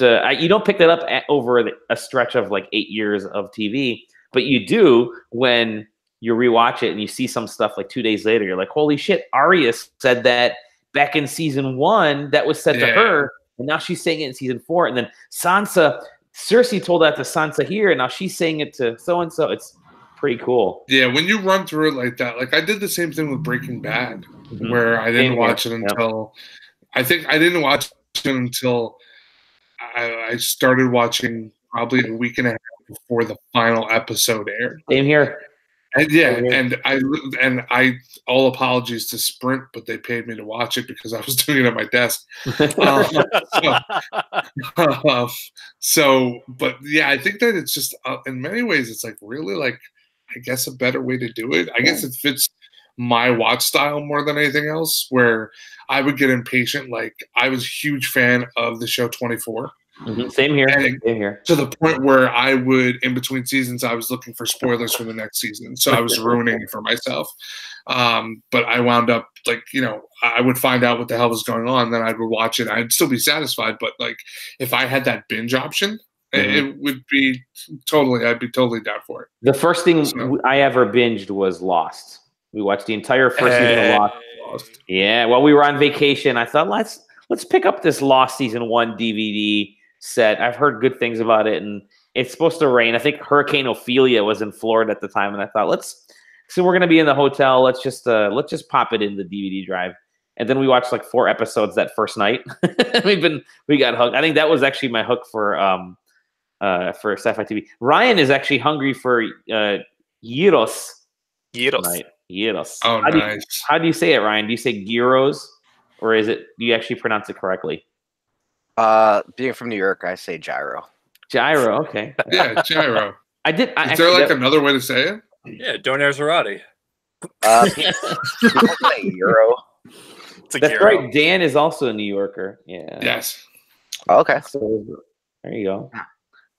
Ryan, what are you playing, dude? Besides, tell me anything you're playing besides Minecraft and Smash Brothers. Silence. Dragon Ball Fighter Z. Dragon Ball. No, you're That's literally elite. You're elite with Link, right? Yeah, a few other people. Okay, because I do follow your the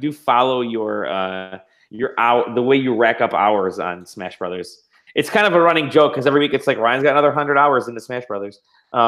But it's actually really impressive. I will never get to elite with in anything in Smash Bros. But we took it out to my class. I took the Switch to my class on Wednesday, and a bunch of the students were. I think after class was done, we started playing Smash Brothers, and they're fucking good, dude. These kids are playing way more than I am. Obviously, they're college kids, but we were talking about just some of the different characters and stuff, and you're maining Link right now, Adult Link or Toon Link? Adult Link is my main. Okay. I actually have a lesson tonight. Oh, go ahead, please. Oh no, it's not yet. Not yet. Okay, all right. Sometime later. Yeah. Sometime later. Okay. Yeah, I'm still King K. Rool because I think it's kind of is it weird to say King K. Rool because he's so overpowered, but he's very easy to win matches with? I don't think he's overpowered. I think he's a fine character. Uh-huh. If anything, I think it's just a lot of people don't know how to play against him. Or at least, honestly, I'm just repeating like what some pros say on YouTube videos, but that is the thing. Like, at first, King K. Rool does seem like a overwhelming character because of his armor and, you know, his projectiles and his recovery. But if you I feel like in that matchup, if you're patient, then, you know, you'll get there. But a lot of people don't like facing him. Well, I do want to welcome Mike Wayner on the podcast. What? I get just joining the hangout and hearing Ryan's voice is the first thing I hear is just a treat. Hi, Mike. Hi, Ryan. How are you doing, buddy? Good evening. Let's bring it back. So many memories. Oh my god. We have a massive. This is we're bringing out the greatest hits of podcasting. You guys got airports in Wisconsin? It's like a couple, yeah. Okay. Wow. Yeah. I remember when you asked me that, and I mean, I assumed it was earnestly, and I, responded. Those were good times. What have you been playing, dude? Not honestly, not. He points to, a ton. No, I'm just not a ton. I've been playing a lot of PC games. I play a lot of Escape from Tarkov. I don't know if any of you guys. Nice. How is that? It's good. I mean, they're just about to do a wipe of everything, and because it's still in beta or whatever, so they're about to wipe the game and do all that over. Clear out everybody's inventories.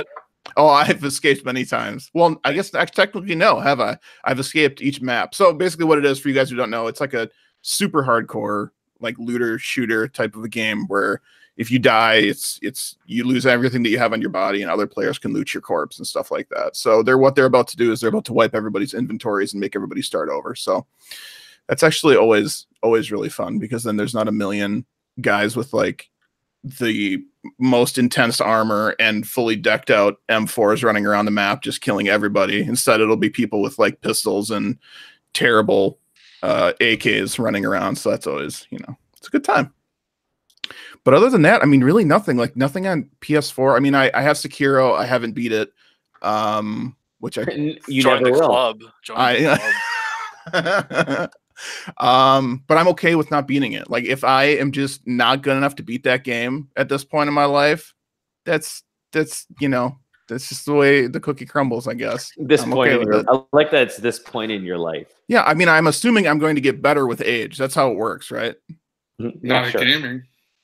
No, come on. I mean, I think I don't even load Call of Duty's multiplayer anymore. I'm like, fuck that, I'm done. I'm retired.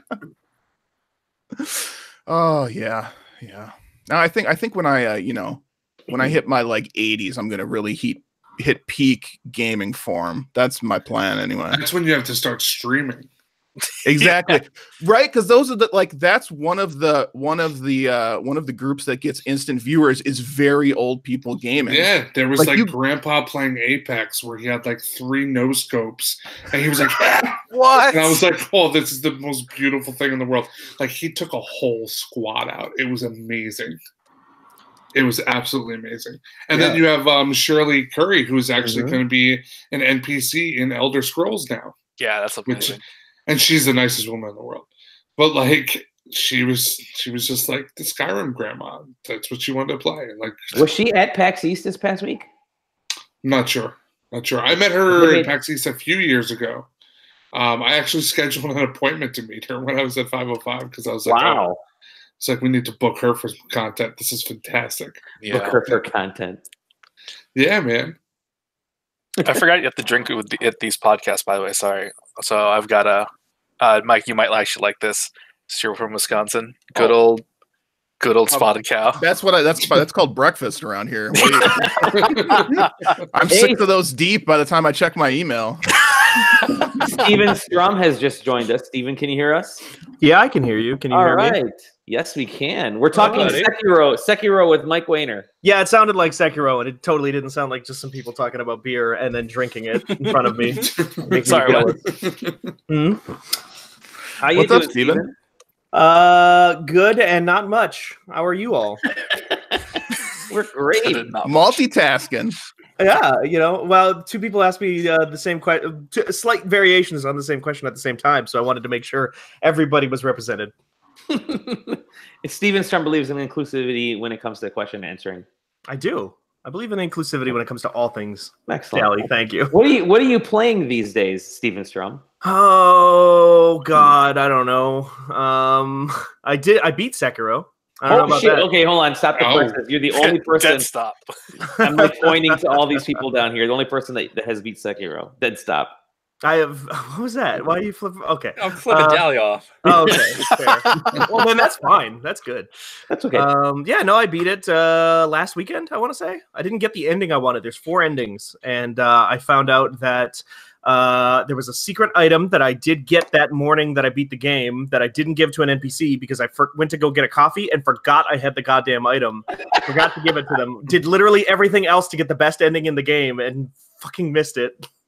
Latte ruined you for the day, man. Yeah, I mean, in more ways than one, to be honest, but still. If it's brown, flush it down. Oh boy. Okay. Oh, God.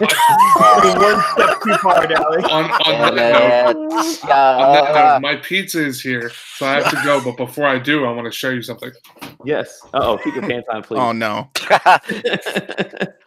Remember, if it's brown, wait, I'm just going to point out. If you're going to buy a Funko Pop, get the clear John Cena because you can't see him. That's pretty novel. It came today, and it is my new most favorite thing. Get it on Amazon. Amazon exclusive.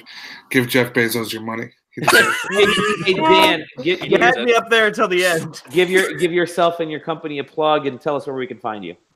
At Dan Hevia on Twitter, and Power Spike is my company. If you stream video games, you should come over to Power Spike and go to our marketplace and earn money because you're a content creator and you deserve to get paid. Hell Thanks, yeah. Dan. We love you, Damn dude. right, I do. Whoa, I might hit you up because I want to be a Rust streamer. Yeah, just send everything to me. Just Okay. DM me. My DMs are open, and I respond to Security the majority of them. number, credit card information, everything. Yes, Social Security is the biggest part. I appreciate it. But happy birthday to you and your jacket and your website. And I will talk to you soon. See you, man. See ya. All right, now that he's finally gone. Woo, Lord Almighty. Powerspike.com is available to get. Fantastic. We'll get it. Dally, will you subscribe to my Rust YouTube channel? You're gonna start a Rust YouTube channel? I'm gonna make trap bases. And provide funny commentary. Oh. You're gonna be the Fallout 76 of the Rust world. I used to love Rust so much. Oh my god. See, the key word there is used to. I know. The key phrase. They ruined it. They just now it's just a nightmare. There's too much stuff going on. I do have to say, Ryan, I'm glad that you made it sound incredibly serious to Dan that you were going to start a Rust channel. Like, hey, Dan, no, seriously, I want to start a Rust streaming channel. I've never played the game, but I want to start a Rust streaming channel. Hear me out. Hear me out. Never played it before. Some money at you. I think that game actually runs on my iMac. That should be your show right there. It's just like, can I run this on my iMac? Hard to find games to play on this. Steven, what else have you been playing, dude? Yeah, I beat Sekiro, and I've kind of been in a reset period. I feel like I haven't really been playing a lot of stuff. I've been reading books. I've been playing a little bit of a phone game, one called Dragalia Lost. Oh yeah, I played that quite often. That game is insane to me because like that came out and it seemed like every single person who touched it was like, eh. And then like a month went by, and now everybody I see who's still playing it loves that game. Mm-hmm. Yeah, it's the one thing that game actually does. There was like an article that came out in like Gama Sutra or something like that. One of those places. Sorry, excuse me. One of those places where people write about like business decisions and stuff. And the thing that they ended up saying was that like I think the headline said something along the lines of Nintendo isn't interested in making like $100 billion off of every mobile game or off of one mobile game. They're interested in making like $10 million off of 10 mobile games or something like that. So the game is like super not exploitative, at least by the standards of these gacha games like your Grand Blue Fantasies, your Fate Go. That's the other big one, right? And they update the game constantly, give free shit away constantly. Like they are super receptive to like player feedback and whatnot. And I've never really felt it's super necessary to spend a lot of real world money in the game. I did spend some money in it because that's just kind of what I do with free to play games that I play long enough. I try to tip back to the developers a little bit, which is what I ended up doing with Apex Legends, which I just remembered I picked up the battle pass for that, and I've been playing that as well. So that's been kind of my week is mostly Apex Legends, Dragalia. I played auto chess for the first time early. How was that? That was weird. People listening to this probably don't know, but I am a big Dota 2 fan, like a big fan of the game that this is a mod of. And auto chess. No, you can't tell that. No, couldn't tell from all my tweets about auto chess all the time. I'm not worried about you. I'm worried about the listeners. Thank you. So I know where my brand is buttered. Yeah, so I played a little bit of that. Is super confusing, but I definitely get the appeal of it in a certain way. It has a lot of the trappings of Dota, not just like with the art style and whatnot, because it's obviously a mod for Dota 2, but it's also got a lot of the like concepts of you know, in a game of Dota 2, it's a MOBA, so you go in there, you level up, you buy your items, and then at the end of the game, everything goes away, you reset, and you get to experience all of that progression and all of that kind of like RPG stuff all over again. Auto chess kind of does that same exact thing, but like with random rolls and much simpler. So it's kind of got that same like half an hour game, full RPG progression appeal as a MOBA, but instead of like having a bunch of items, there are items, but they're just random drops and stuff like that. There are the progression is more about like the characters that you're able to buy at the beginning of each round that then fuse into each other and become more powerful versions of themselves. And it's it's interesting. It's definitely a slow paced game, and I still don't think it's probably going to be for everybody because it's still very complicated.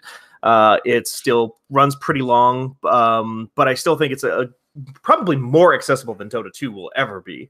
And I'm curious to see how that mobile version turns out. They've got a mobile version of that coming very soon. So, I don't know. I'll probably keep an eye on that as it becomes more accessible on phones. I will say, Stephen, I've actually used your, I think you did like a raid guide for Dragalia Lost. I did, yeah. Media. That was, I was failing hard at raids and trying to figure them out, and I read that guide and it really helped me out. Yeah, no problem. I'm glad I could help. I haven't written anything about the game in a long time, but I should at some point. I should do more. Mike Wayner posting about 50 Cent's first game. Bulletproof. It's the first time that game has come up on the show today. Are you wait seriously? Yeah, no, totally serious. Pre-show. Oh, okay. I just decided to go through my my archives of SideQuesting articles and came upon that. Pretty much the greatest thing I've ever written, if I had to guess. Oh, I've got one that you've written. Let me find a great review that you've written. You're talking about 50 Cent Bulletproof, right? The story, the rich lore of 50 Cent Bulletproof. I know what Dally's gonna say. I know what Dally's gonna do. Okay, it comes up every single time I'm ever within there we go. Perfect. Ever within fart distance of Dolly. Yeah. So are any of you guys playing, just to change the subject rapidly from a review, are any of you guys playing Division 2, and should I? Yes. So yes. It seems like for everybody that's been on the show this evening, you and I might be and maybe Dally might be the only two who haven't touched that game, and everybody has raved about it when they come on. Okay. All right. Yeah. Good to know. Because I like the first one, but the end game, I got super burned out on the end game, and everything I've seen of the second one looks good, but it also looks a lot like the first one. So I'm like, so I'm kind of curious, what were you burned out for what were you burned out with the end game on the first one?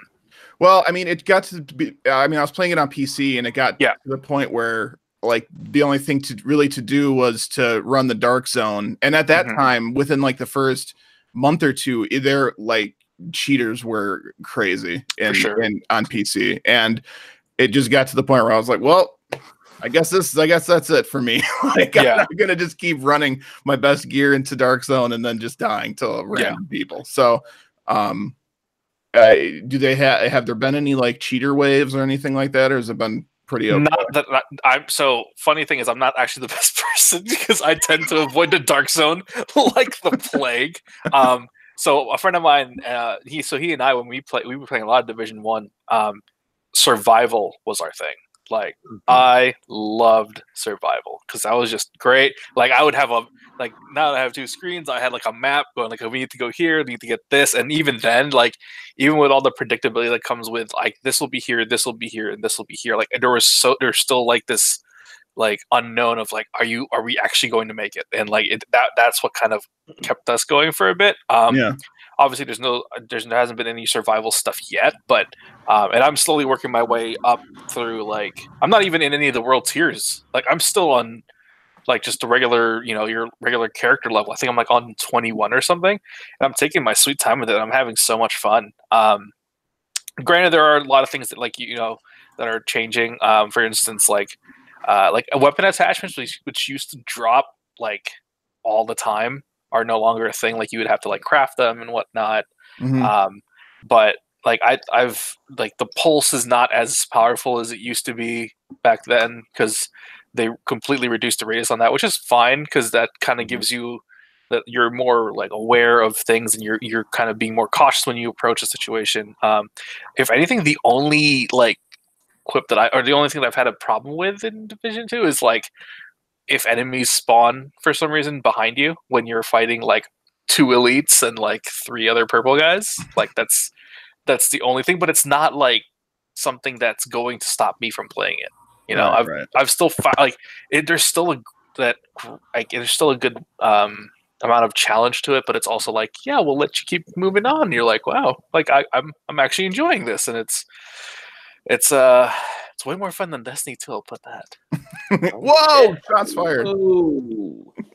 I will say, because I just the amount of stuff you have to do for Destiny 2 now to like contribute on a weekly basis, especially in your clan, is just ridiculous. Like, I can put in 2 hours in the division.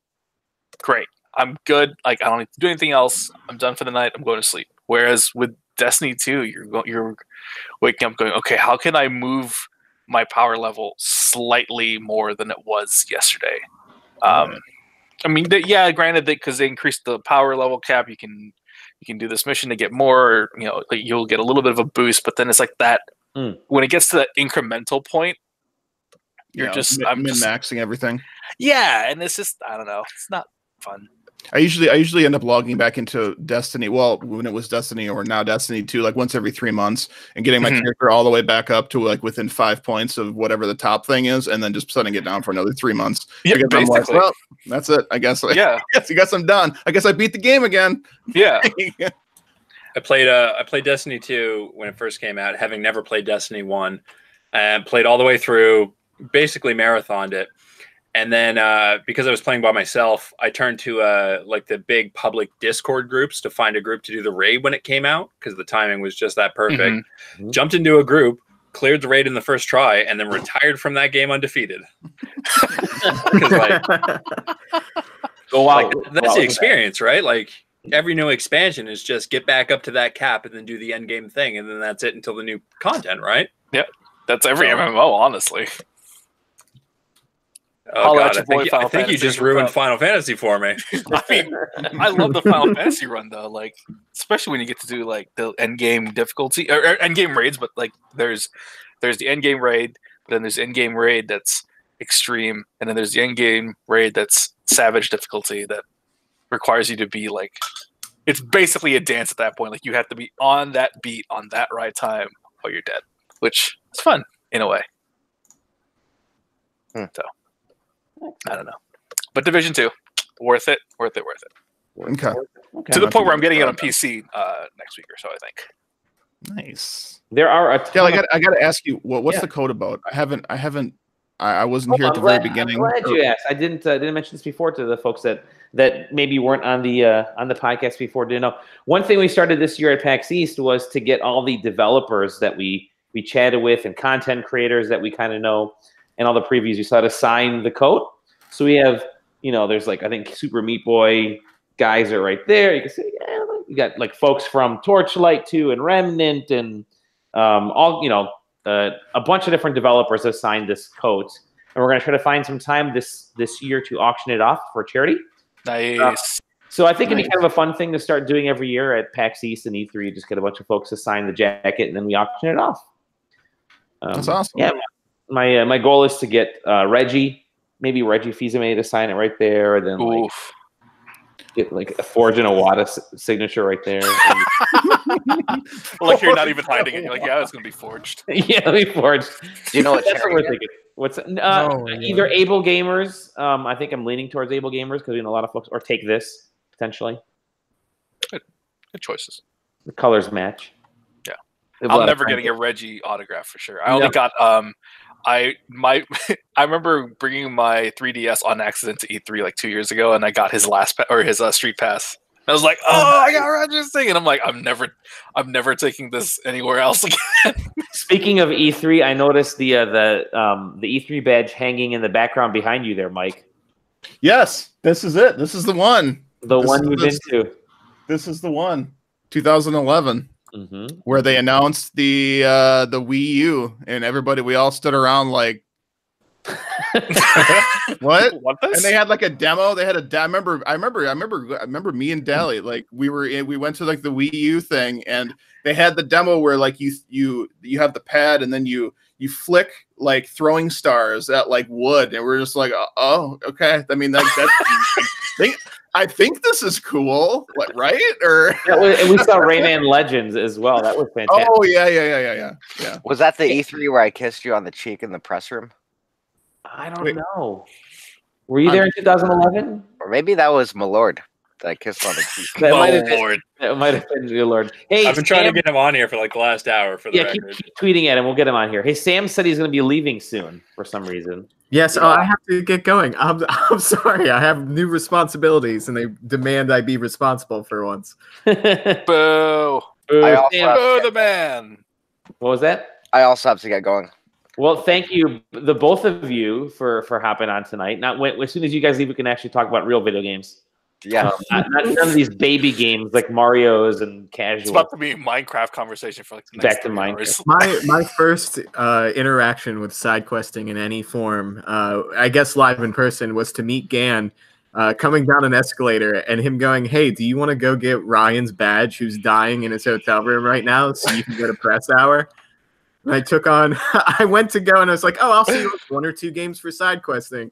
And day one, Ryan's like, "Hey, so yeah, other Ryan's not making it. So if you could go to like all 6 of his appointments today, like that would be great." Wait, who's the other Ryan? Ryan Franklin. Franklin. Oh yeah. Oh yeah, I remember this. Yes.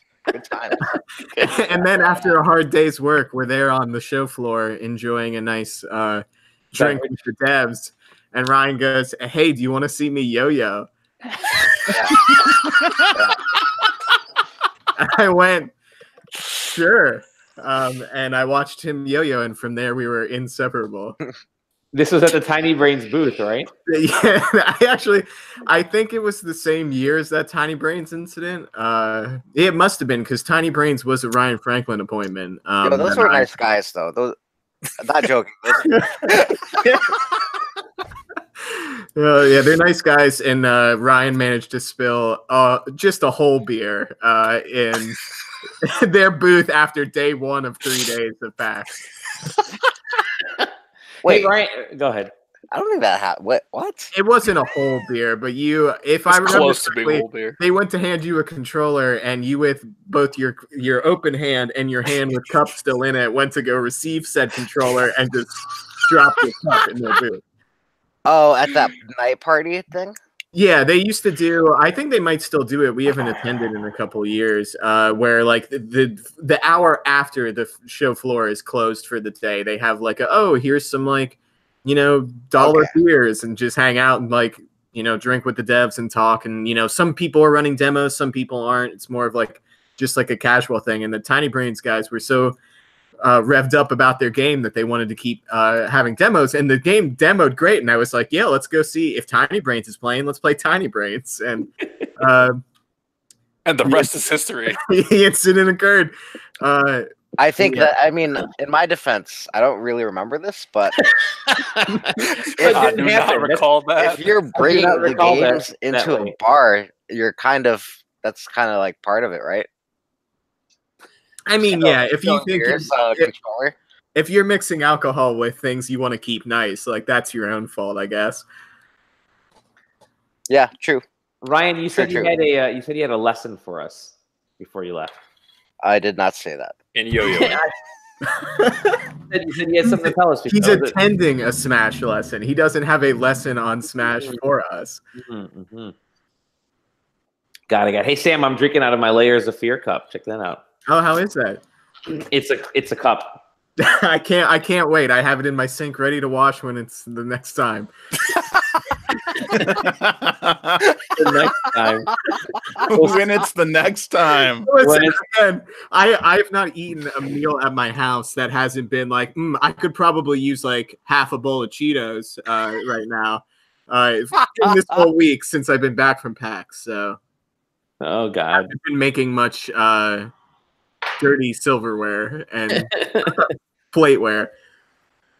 Well, thank you at least for hopping on for tonight, Sam. You were on for a couple hours. It's good amount of time there. And same with you, Ryan. Ryan, thank you for hopping on. It's good to hear your voice back on the podcast.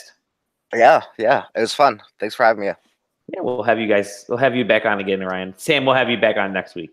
Oh, I'm required to come to these now. I put in like 4 years. I thought that released me from my like blood contract. How about I show up and talk about Joker when he comes out? Yeah, okay, that sounds good. Ooh, that's fun. I'm into that. That show also, but then no others.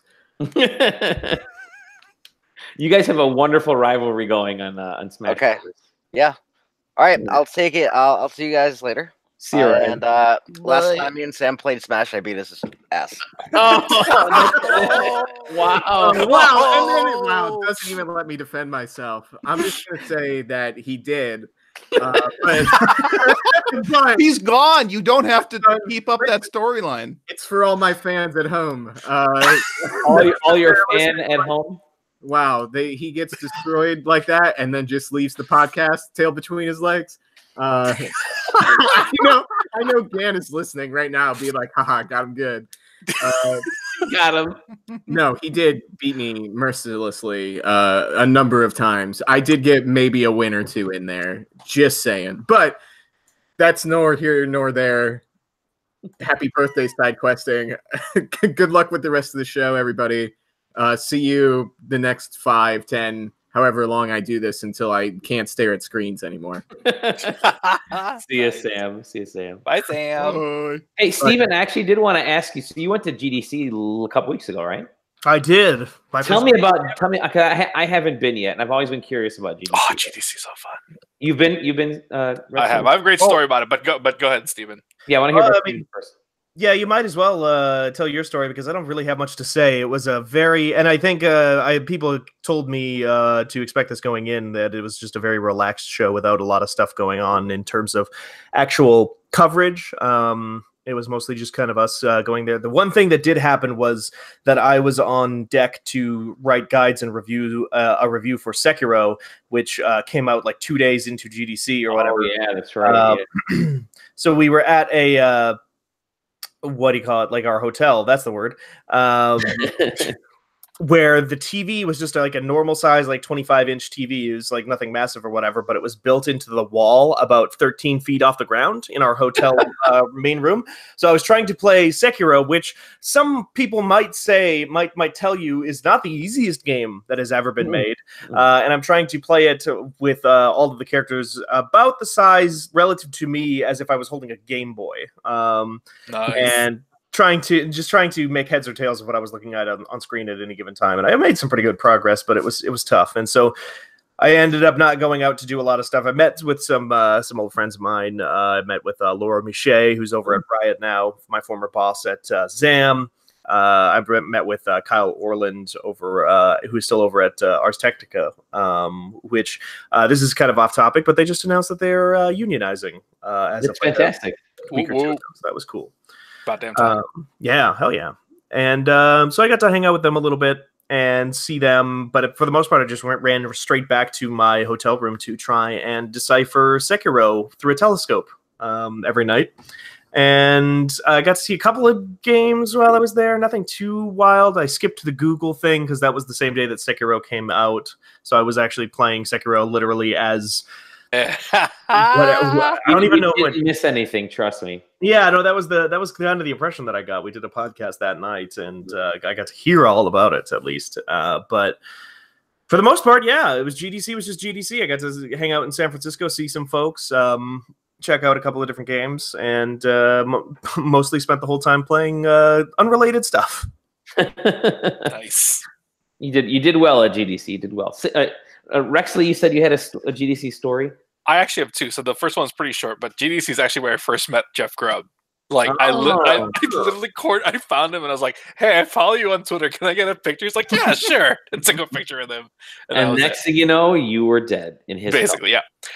But actually, the more interesting story from GDC is so this was like after I left SideQuesting the first time.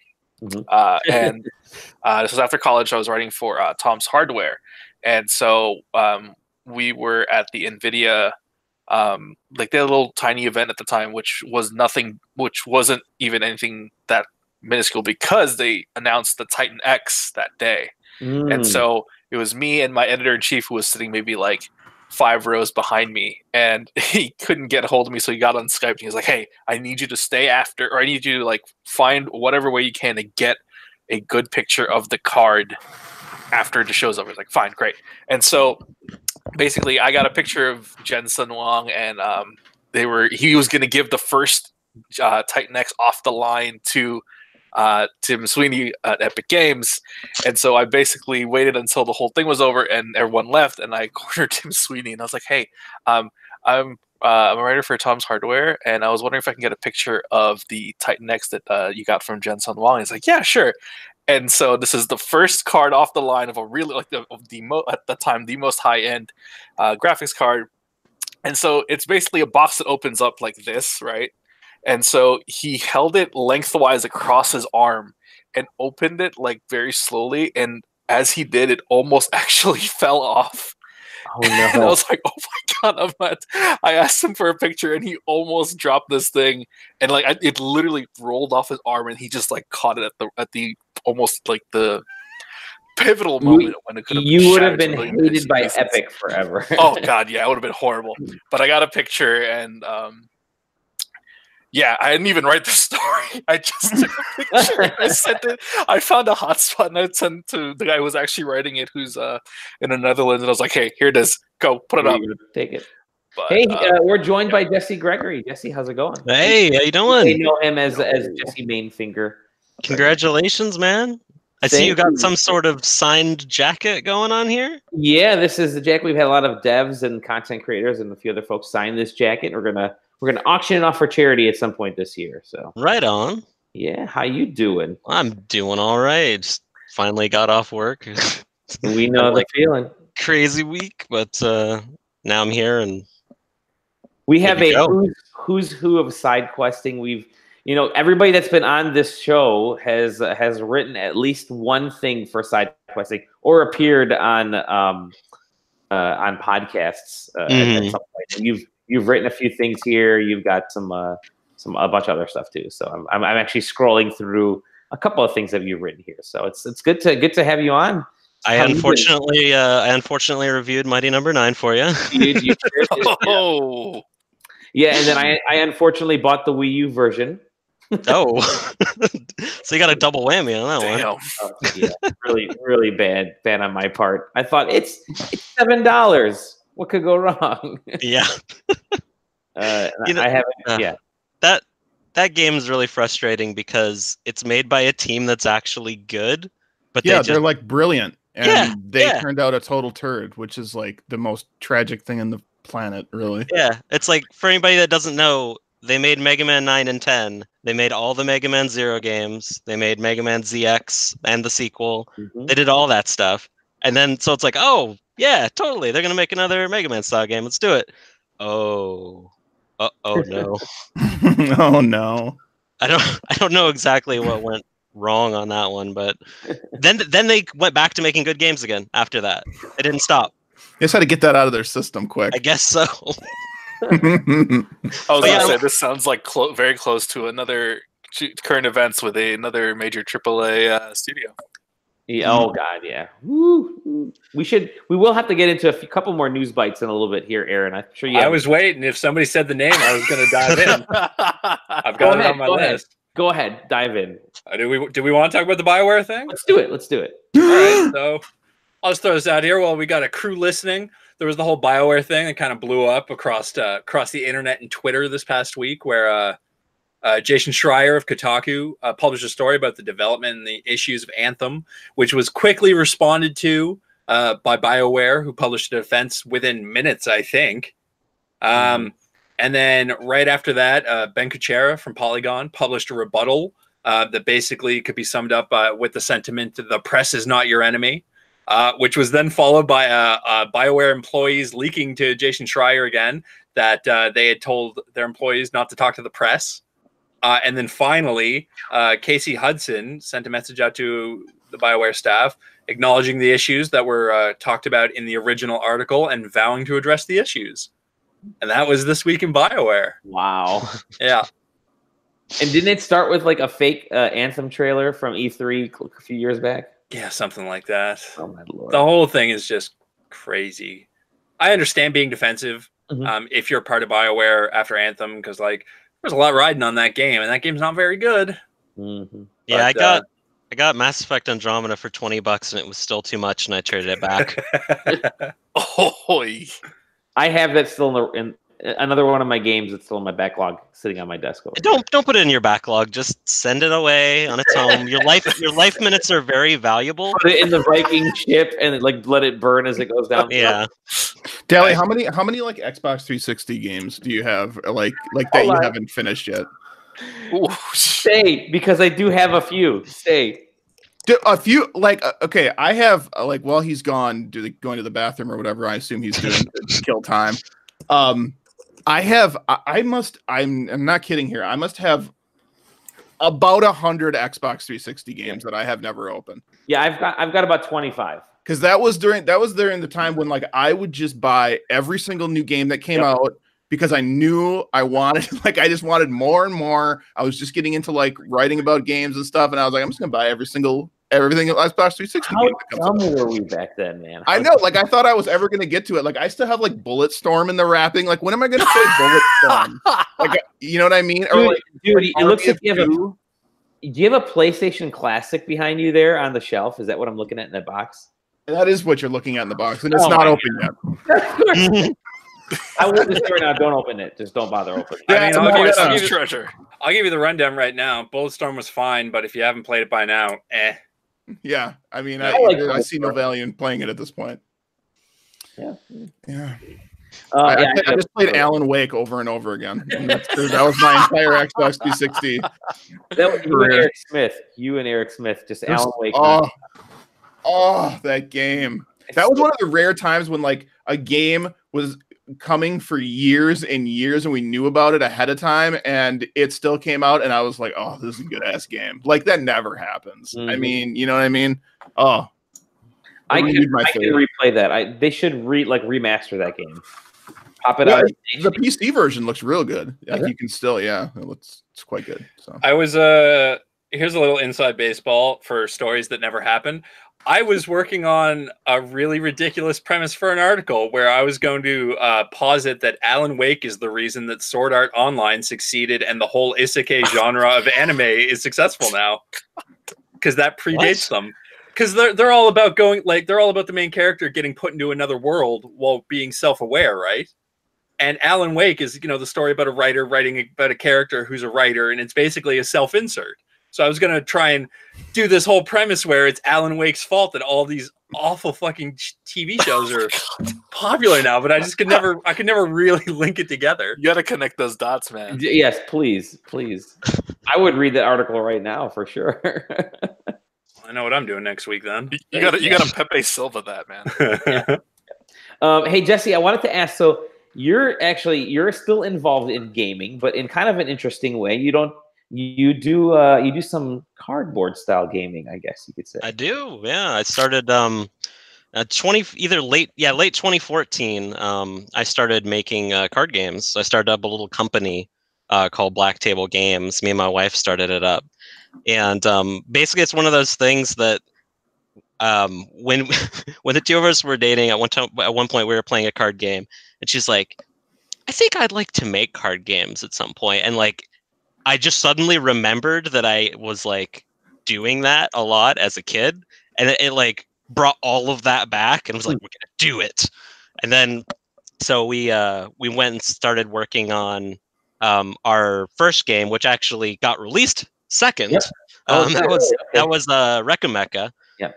Which you actually reviewed. I actually have a SideQuesting box quote on Recomecca. Nice. I enjoyed Recomecca. In fact, I've taken it to the office because there are a few gamers at the office, so we will play Recomecca. We play about once a month. We'll just kind of take it out in our rotation because it's just a novel little game. Nice. Well, thank you. But yeah, we started working on that one first, but I was working with another artist on it. So I was like, well, I want something else that I can also work on, because apparently I don't like having free time. And so I was like, I'll also work on one that I'm doing my own art for, because that way I can work on a game design, also work on all the art, also work on the website and the business, and then never sleep. And so that was the game I ended up putting out first, which was Inglorious Space. And that one was basically like, what if Galaga was a turn-based strategy card game that was semi-cooperative, but you also were trying to kill each other? And that was a lot of fun. But I ended up we ended up doing a Kickstarter on that one, and ended up getting funded, and so we got our copies out to everybody. Still one that you can buy on blacktablegames.com. But then we finally put out Recomecha last year, and so that we did the Kickstarter for that as well, and that one was my first let's actually print this overseas thing, and whew, wow, that's a fun thing to do. Yeah, I'm curious as to how that whole process goes with creating creating a board game, a card game, a physical game. Like, where do you get these? Where do you get the ideas for these? The ideas are actually kind of the easy part. Yeah, because that's just like, I'm sure all of you guys, if you think hard enough, have cool ideas. I really do. I really mean, I think you're overselling me. Yeah. But I mean, I did. Well, sure. Life gets in the way. But then it's like, after that, then it's like, okay, how do I actually make these ideas work in a working game design? Get your spreadsheets out, get your spiral notebooks out, figure it out. And then once you're like, okay, I think I've got to this where it's in a playable state. Spoiler, you don't. You will make all the cards on like index cards and everything, and then start playing it. You'll be like 2 turns in, and you'll be like, "Oh God, no! This needs to change," and the game design will basically catch on fire. But then you'll learn something extremely valuable, and then you'll go make the version of the prototype that actually works. And you're like, "Okay, well, this wasn't fun, but we got to complete it from start to finish. Now let's make it fun." And you basically just keep iterating on that until you have like a really kick-ass game. And of course, you have lots of get as many other people that aren't you playing it as possible. Play testing, sure. Yes. Yeah. So like we go to a con called GameStorm. That's what it's like. All game designers and people who want to play test games that are not out yet. That's basically like what that con is. We actually just got back from it, but we go pretty much every year. I just took my latest design to it. I saw you tweeting about it. Yeah. Yeah, so my latest design is called Rapid Encounter, and it's all, speaking of video game stuff, it's all basically like, it's basically a JRPG combat to 1v1, but like 1 player versus 1 player who has a party of 3 on each side. And yeah, we took that to GameStorm. Everybody that played it loved it. So it's always really nerve-wracking because it was the first time I took it to have strangers play it for this one. Oh wow! And I know all my friends played, of course, but I'm like, all right, GameStorm, let's do it. Let's see the reaction. And everybody was like super hyped on it. So I'm really looking forward to developing it further. And I'm guessing you'll probably see that sometime next year. But if you, I'm on Twitter, I'm on Facebook. It's all Black Table Games. So if you follow that, you go to the website, you'll find it when it hits. How long does it take to create a game like that? This one I've been working on for a lot shorter period of time. It's like a period of time, 14 years. Just totally 14 years. Well, so it's weird, right? Because it's like, not only is it a side business, so it's very like off and on, but then it's like, you'll bounce from different games, and you'll kind of revisit one design while you're kind of stuck on another one. And so this Rapid Encounter game, I've only really seriously been working on it for like, I don't know, maybe 6 months tops. But like, I've been solving problems about it in the back of my mind for like the last 2 years or something. And then just like, while I'm like less engaged in my day job or whatever, I'll be like, oh, that's how that mechanic should work. Yeah. And then, act on that, and it'll be a game later. So how do you find, like, so I'm assuming that you're making multiple sets of whatever these games are. Like, are there companies that you can just send your designs to and they'll just print out like actual like retail quality decks of whatever you need? So basically, I use for prototyping, I use a company called The Game Crafter. You have to download all their templates, for every kind of component that you need, and lay, everything out yourself. No one's doing that for you unless you're paying them to. But they'll print it out. Retail quality, it's close-ish. Once you do the overseas printing, that's when you're really going to get the like real retail quality stuff. By that point, you're not prototyping anymore, though. Right. I would say like the cards and stuff are yeah, they're pretty legit. But some of the less important stuff for prototyping, like boxes and whatnot, I've been a little less satisfied with. But hey, it's a prototype. The box doesn't need to be perfect for a prototype, so I'm okay with sending them that stuff. But I think the most important thing, and as I've talked to a lot of different designers at these cons and stuff, like some of the newer ones, like want to jump into that part immediately, and I'm like, before you start emptying your wallet on prototypes, get those index cards out. Make sure you get to the point where it's worth actually starting to spend money on, actually getting something printed, because the art draws people in and it's really good for theme, and it's really important to me, don't get me wrong, but like, you need the game first to actually be mechanically sound before any of it really matters. And you can do that on index cards with mechanical pencils, erasing stats, writing new ones, doing, all that stuff. Yeah, those are all good points. Yeah, I was always tempted to create my own card game and board game, and I always thought I wouldn't even know where to start. I mean, besides just having written stuff in a notebook in like high school and college, and stuff like that. That's where it starts. I still have my notebooks. Like I'm looking at them right now of all the these ideas for little games and little artwork and that kind of stuff. But I didn't even know the Game Crafter existed. I'm just flipping through their site right now, so it seems like they have some pretty interesting stuff here. So yeah, and they got some cool software for it too. Like sorry, not to cut you off, but they have a product called Component Studio that's like a prescription thing, or subscription, not prescription. It's not a doctor's thing.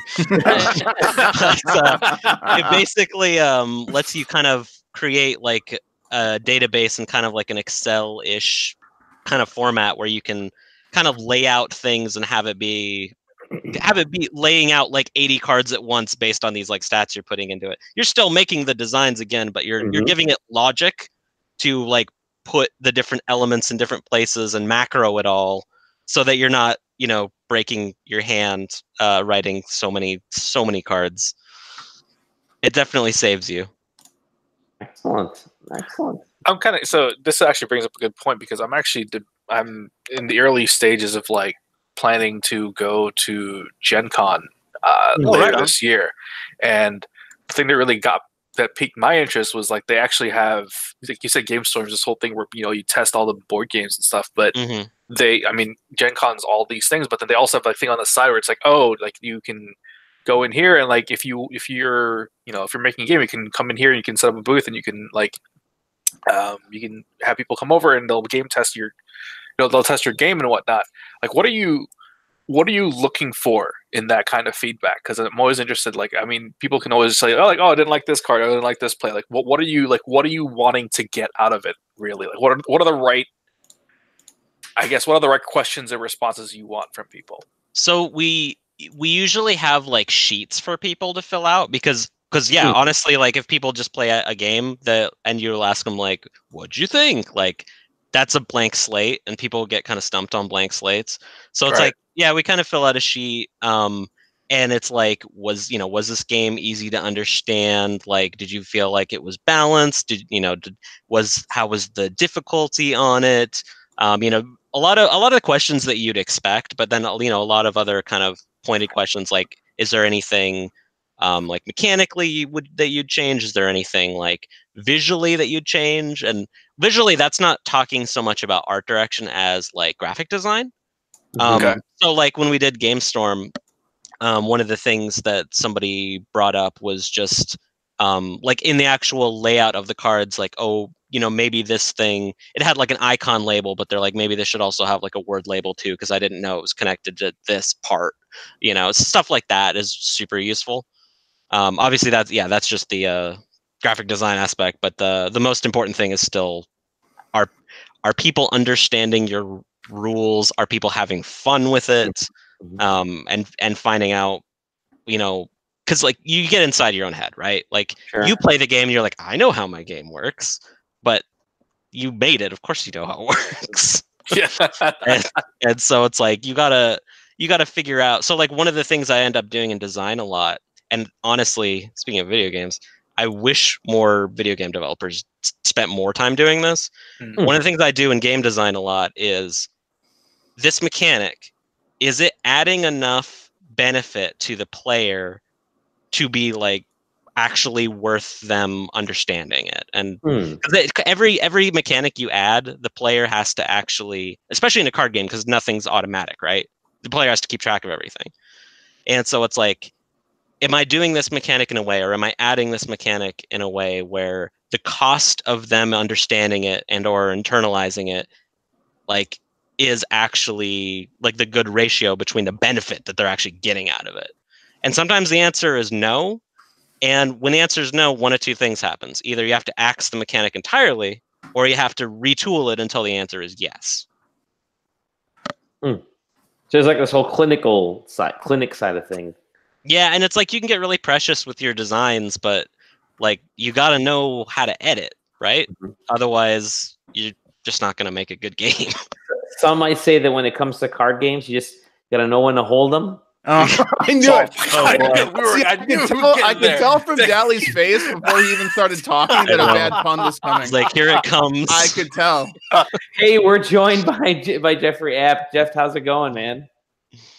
It's going pretty good. How you guys doing? We're good. It's the first time I think you've been on our show, right? Yeah, definitely. So Jeff, for other former JPAGger, one of the many we've met over the years. Every year around PAX East time, Jeff says, "Hey, let's get together and get some drinks." I'm like, "Yeah, totally." And then I get super busy, and then I end up like seeing Jeff in passing, like in one spot. It's like, "Jeff, hey, how's it going? I gotta go to another meeting. I'm so sorry." I always feel bad every year. I feel like a jerk. Well, this year I tried to get into that Layers of Fear party. Yeah, that but it was like an hour before the party, so they did not respond. Yeah, that was like next to impossible to get into that. We got in there, but I showed they gave away these little glass, like whiskey glasses, so that was a positive, I guess. But yeah, so good to have you on. Why don't you? Yeah, bro. The game looked cool, so. You know, I haven't even seen the game yet, to be honest. I know they had like he just drank the whiskey. I just drank the game. Just for the glass and left. I heard whiskey and food, so I went to their event, and I'm like, okay, cool. Maybe I should check out the game. Yeah, full disclosure, we were invited to their event, and they gave us a free glass. And this glass will probably not make it out of this house. We're selling our house, so we're going through this whole process of trying to clear things out and selling and giving away and all this kind of stuff. So you'll be seeing.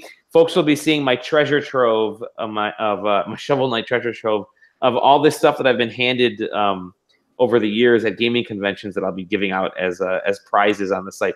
No, I will not give out this Layers of Fear alcohol induced cup that I've been drinking out of because I don't want anyone getting sick and suing me. But at the least, you'll be getting some cool stuff. Dally.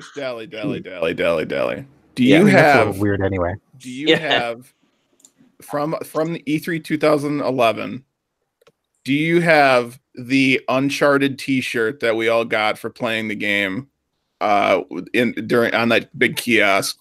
They had that huge buff, like model dude walking around like handing out T-shirts to us while we were playing Uncharted 3 in multiplayer, right? Yes, I did not. I don't have it anymore. I remember it, but I do not have it. I still have mine. Oh, dude. I absolutely do, dude. It doesn't fit at all. It's the most ridiculous shirt. That was like, let's see, 2011 was like 10, 15 pounds ago, something like that. I think. Feel free to use that dad joke. I go like this with the weight. So like, eventually I'll come back around and it'll fit me. That's what. Some of my earliest memories, by the way, of Mike. I still have. Go ahead. Sorry. I still have one of the Irrational shirts that I got at PAX East. Oh, nice! Yeah, that was like the first PAX East too. That's back when like the AAA company showed up, and that's actually the year that we met with the. So let me give you guys a quick heads up about Red Dead Redemption and how we snuffed Take-Two Rockstar twice. The review wasn't the bad part. Thank you. Okay, I'm cutting this out of the show and saving it forever because I have had to hear about this fucking review for. Here we go. Ready? And I'm gonna throw Ryan Gann under the bus because he's not here right now. But so we had an appointment. Somehow we had an appointment to see the first Red Dead Redemption at PAX East that year. So we show up. Take-Two had this big giant. I don't know if you guys remember it. Had this big giant booth where they had like Red Dead and they had like Mafia 1 or something. They had a bunch of games going on at the time, and it was like a mini E3. So we go in there, and I'm playing Red Dead Redemption, and I'm like, yeah, this is cool. This is a lot of fun. And it's like the first hands-on demo they were giving of Red Dead. And I looked at my watch, and I had accidentally like double booked us for that and another game. And I'm looking at my watch, and I realized the game wasn't in the convention center. This was the other Boston Convention Center that this was at.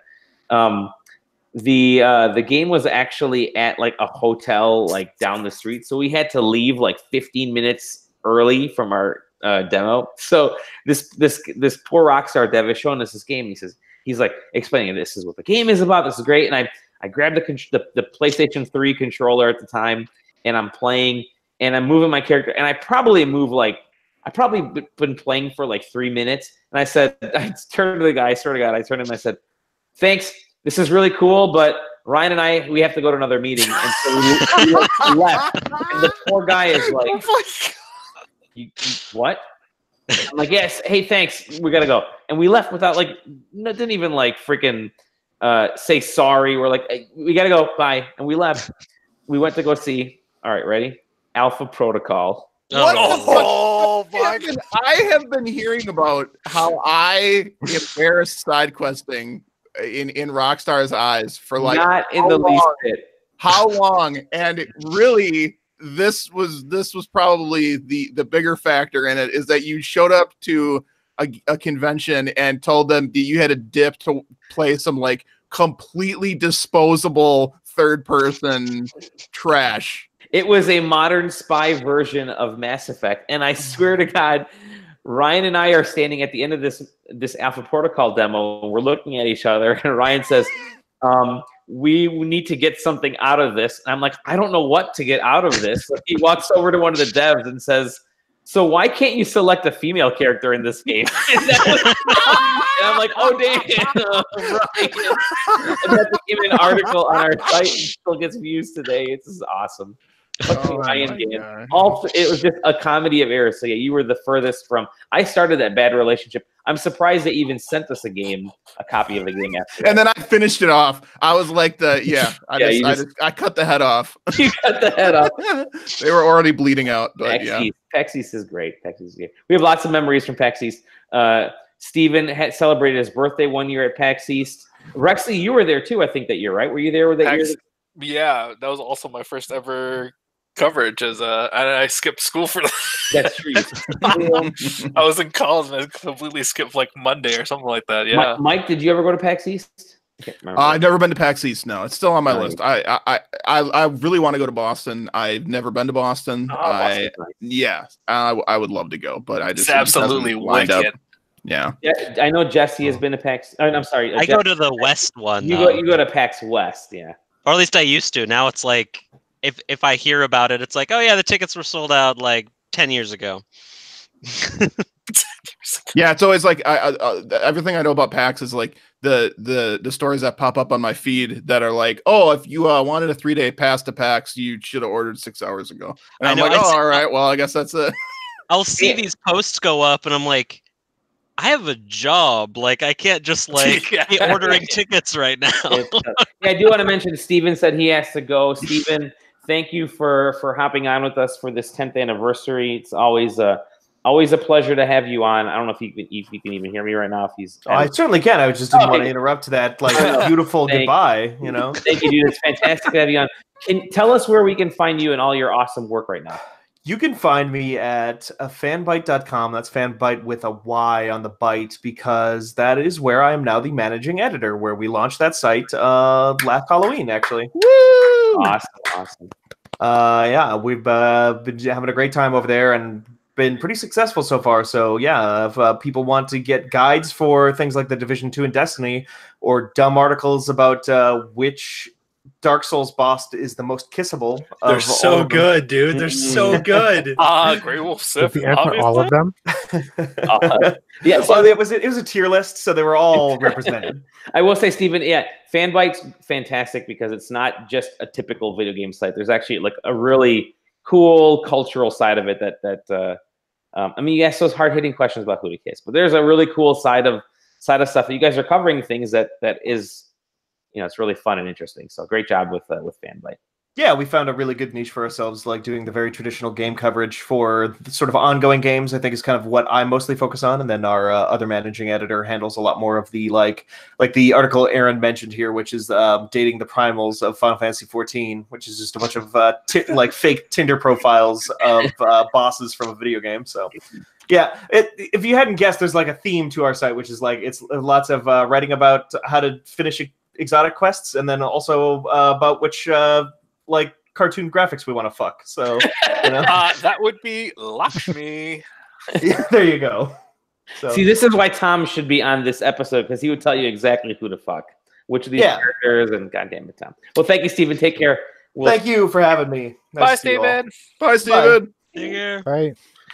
I didn't ask you, Jesse, what are you playing right now? That's not something that you're making. you know what's funny about that is I'm actually playing another Inti Creates game. Blaster Master 02 came out. Oh man, so I've heard good things about this. It's good. So did you play the first one? Yeah, I loved it. Yeah. So did you notice how in the first one, if you had full health, you got a weapon that made you a god? I think so, yes. They fixed that in this one. Okay. All right. Yeah, that's very good. So yeah, now it's like you if you have full health, your weapon is still good, but not like game breaking, which is good, but not God. Right, exactly. But no, it's really cool. I'm having a lot of fun. I'm only like a couple hours into it, but it's definitely like they've expanded a lot on it. It's like now instead of just going underground, you're like going to different planets and stuff. And it's like you can find star charts that like unlock like additional planets where you can get like optional weapons and all kinds of cool stuff like that. So I think I'm only like maybe 2 hours into it tops, but I'm really digging it so far. Excellent. Jeff, what are you playing these days? For me, I'm playing a really new game, Skyrim, on the Switch. You sound like me. We got Rick rolled again. Yeah, because everything I play is old games, so I'm glad that I'm not the one. I do have Skyrim in my Switch case, ready for that moment that I'm about to play. So you're playing Skyrim. Honestly, all I have to do is hit the power button. Yeah, and it's there. It's right there. Yeah, excellent. Like a warm blanket. I got a Switch, so I've been playing that. Yeah. You kind of have to. So it's just. Go ahead. Sorry, we're talking over each other. It's just I've been playing Smash here and there, but I really haven't gotten too far into it. Like I've unlocked all the characters, but I'm not like crazy into the whole like a multiplayer scene. You're not Ryan Gann level, is really what you're trying to tell us. Yeah, I don't think I can match that. That's like an energy I can't bring. But yeah, other than that, it's been a lot of like Switch stuff. I tried playing Undertale, but I haven't gotten too far in that either. Excellent. Yeah, I downloaded Undertale, have not played it yet, and I'm totally looking forward to releasing it. It's funny. This is not a dumb flex by any means, but I've gotten a bunch of review codes that I've had to go through because we get a bunch of Switch review codes, and unfortunately, the Switch is too small for Aaron's giant-ass hands, so I am reviewing all the Switch games. And I'm spending weeks and weeks waiting for them to go, oh, yeah, hey, we're doing new peripherals, and it's going to be big controllers for giants like me. And then they come out, and they're like, yeah, we're making a smaller one, because that's what people fucking wanted. A smaller Switch. Look at these hands, man. Like literally, his hand right now can like type on our screen. That's how big no, so I've been playing a lot of games. So I'm just constantly hooked to my Switch as well because there's just so much stuff coming out. Oh man, I have a ritual. Me and my wife every Thursday. We're like, we gotta like look at the shop and add anything interesting to our wish list because next Thursday will be buried by like a game about like putting puzzles together or something. That shop interface is awful. I know. I really, really hope they fix that soon because it's like there are a whole bunch of amazing games, but at the same time, there are just as many animated Jigsaw 3D. You got the Santa Tracker, so that was a good one for us. Which one? Santa Tracker. So yeah, try that. Okay. For sure. Oh my God. The one game that I play on Switch more than anything else, and this makes I don't know why this ended up the way it is, but Well, I can talk about pooping on here, right? All the time. So, I play Binding of Isaac Afterbirth almost every single time I poop during the day on my Switch. I think I've completed like I've played through the game probably like 300 or 400 times just strictly in the bathroom, and then I charge it behind me on my table here in my home office because I work from home, right? So I in the So morning, who's gonna know? I have my coffee, and then it's like I'm gonna I need to take care of business, so it's like, well, my Switch is right there, and I haven't really found any other game that I can like play in short to medium, chunks. Now I don't. Actually, that sounds gross, but Oh boy. and it works a lot because there's a lot of poop in the game, so it's like conducive to that experience, and it's just like it works. I don't know, it's perfect. It's gonna get to a point where like you can't poop anymore. It's you play I have to have like the Binding of Isaac music to get me going. Like, hold on, let me get my phone real quick. Hold on a second. Oh, okay, yeah, that's it. That's the good Whatever stuff. you do not make that your ringtone, is what you're saying. Dally, before you said you got in a little conversation, collision with somebody else, but you were about to say my first memory of Mike Wayner, and then I've been waiting in anticipation to see what this was. Well, I will say my first face-to-face meeting with you was, I think it was at somebody's house in Chicago. It was Gans. It was Ryan Gans, his previous house. So we got together there. He had this like JPEG meetup party at his house. And I said, hey, Mike, do you want to just write for? I think we just started talking about writing at that point or something. He said, yeah, let's do it. Let's just start writing something. And then we started writing about Red Faction Guerrilla and a bunch of other shit. Remember Red Faction Guerrilla? Game of the Year. God, that game was so good. Good. So good. So good. And then what was the second? What was the one after that? Annihilation? Or Armageddon or something like that. Oh yeah.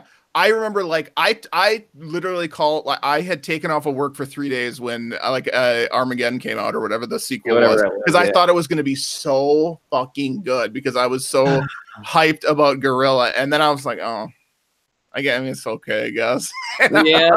Oh god, it was not a good game. It was linear. Red Faction, the second one, it was like all underground and shit. Yeah. I was like, oh. But Guerrilla Warfare, Red Faction Guerrilla was fantastic. Yeah. Yeah. So we have this. We have a rating. Jesus. The thing I talk about in podcasts over and over again is sometimes you just want a game that's just a solid 7. You don't want a game that's like a 10, like a God of War. You don't want a game that's like a 5, like half the Mario Karts or whatever. You want a game that's a solid 7 that's not great, but it's just good enough to like suck up your time. Saints Row the Third, Red Faction Guerrilla, and actually they're both by the same Volition developed both of them, I believe. They're good enough, and they're not trying to be too much, but like a 7 or a 7.5 game is all you need, and you're hooked on those. And I love the solid 7s is what I call. I love that's Dynasty Warriors for me right there. You just called Saints Row the Third a 7? Okay, 7.5 maybe for Saints Row the Third. I don't know. All right. That's why it's there's definitely like a difference between like how good a game is and how playable it is, right? Like I feel like playability is way undervalued, where it's like there are a lot of games where like God of War, for instance, like you can marathon that game, but like I'm probably gonna enjoy it most in like 2-hour chunks, like I'm watching like feature-length films or something like that. Whereas like a game like Red Faction Guerrilla, it's like I could just sit there and just get sucked into it and not be like blown away the entire time, but it's just so playable that it's like it erases my mind every 15 minutes and I feel like I'm just like enjoying the experience fresh constantly. I just love it. The solid 7s, Dally, the solid 7s. Solid 7s, baby. You sound like a Vegas gambler or something. Not to be confused with the diuretic 7s. Yeah. The smooth 7s. Oh, goodness. But that's honestly that's Dynasty Warriors for me. Like, yeah, it's not great, it's not bad, it's just there. It'll keep me entertained. Muso genre, right? That Muso genre. It's just so good. And then they have the Empires one. Oh man, How many of those games are there at this point? Like not enough. Not enough. Not enough. Isn't there like 15? I will buy them. I will buy them all. Let me tell you. I can square, triangle, triangle, triangle all day. Oh my God. I'm with you. See, thank you. It's one of those things where, like, when you're way too tired or way too drunk, and you just kind of put it on, and you just watch things blow up, and you hit buttons. Yeah. It's a thing that I don't want to really Agree. focus on the game, but I want to watch Netflix or something on the side. So I'll put that on. I'll play the game. I'll put Netflix on the side. Just zone out. That's what I've been doing with a lot of the games that I've been playing lately. Is and having the Switch is fantastic for being able to play games that are of great quality. That games that I have sitting on, I want Dead Space on my Switch. Oh games my! How great would Dude, that do be? not even. Oh, Dead Space 3 is the one that I've got in the Xbox One right now. I'm you so can sorry, sit back Nelly. and play. I know it's the third one. I've beaten all of them except for that one. So, It's not worth it. It's not worth it, Nelly. Yeah, but it's like The Walking Dead. Like, if you've watched it for that many seasons in a row at this point, it's like you're gonna see it out, even if it totally falls apart. What I've been doing, it has fallen apart. That's what I've been doing now. It's like, okay, fine, I'll just kind of go through the motions and finish watching the rest of The Walking Dead till everybody comes back to life or something. Oh my God! I feel like that's what I just did with Kingdom Hearts 3. Oh yeah, we went through. Me and my wife went through because we're both kind of like lapsed fans. Like, we really liked that game 13 years ago, And like, I played a bunch of the side games, and I don't know why, because they weren't like, there was one good one, but I'm like, well, I'm in it, so I just kept playing each one, being like, this one's gonna be good, and it was only true once. And with the third one, it was just like, yeah, this feels as good as those old ones, but also that was 13 years ago, and I don't know that I'm as into those anymore. Fun fact: my story on Kingdom Hearts 3 is one of the one on SideQuesting is one of my actual long list of it's on my long list of like links that I have for like featured work on my resume. Oh, nice. along with my review of Destiny 1, my preview, and then like a bunch of PAX East previews. So Broforce, Below, I remember those. Don't Starve, Reign of Giants. That was like DLC for Don't Starve, right? Or some update. Yeah. Oh man.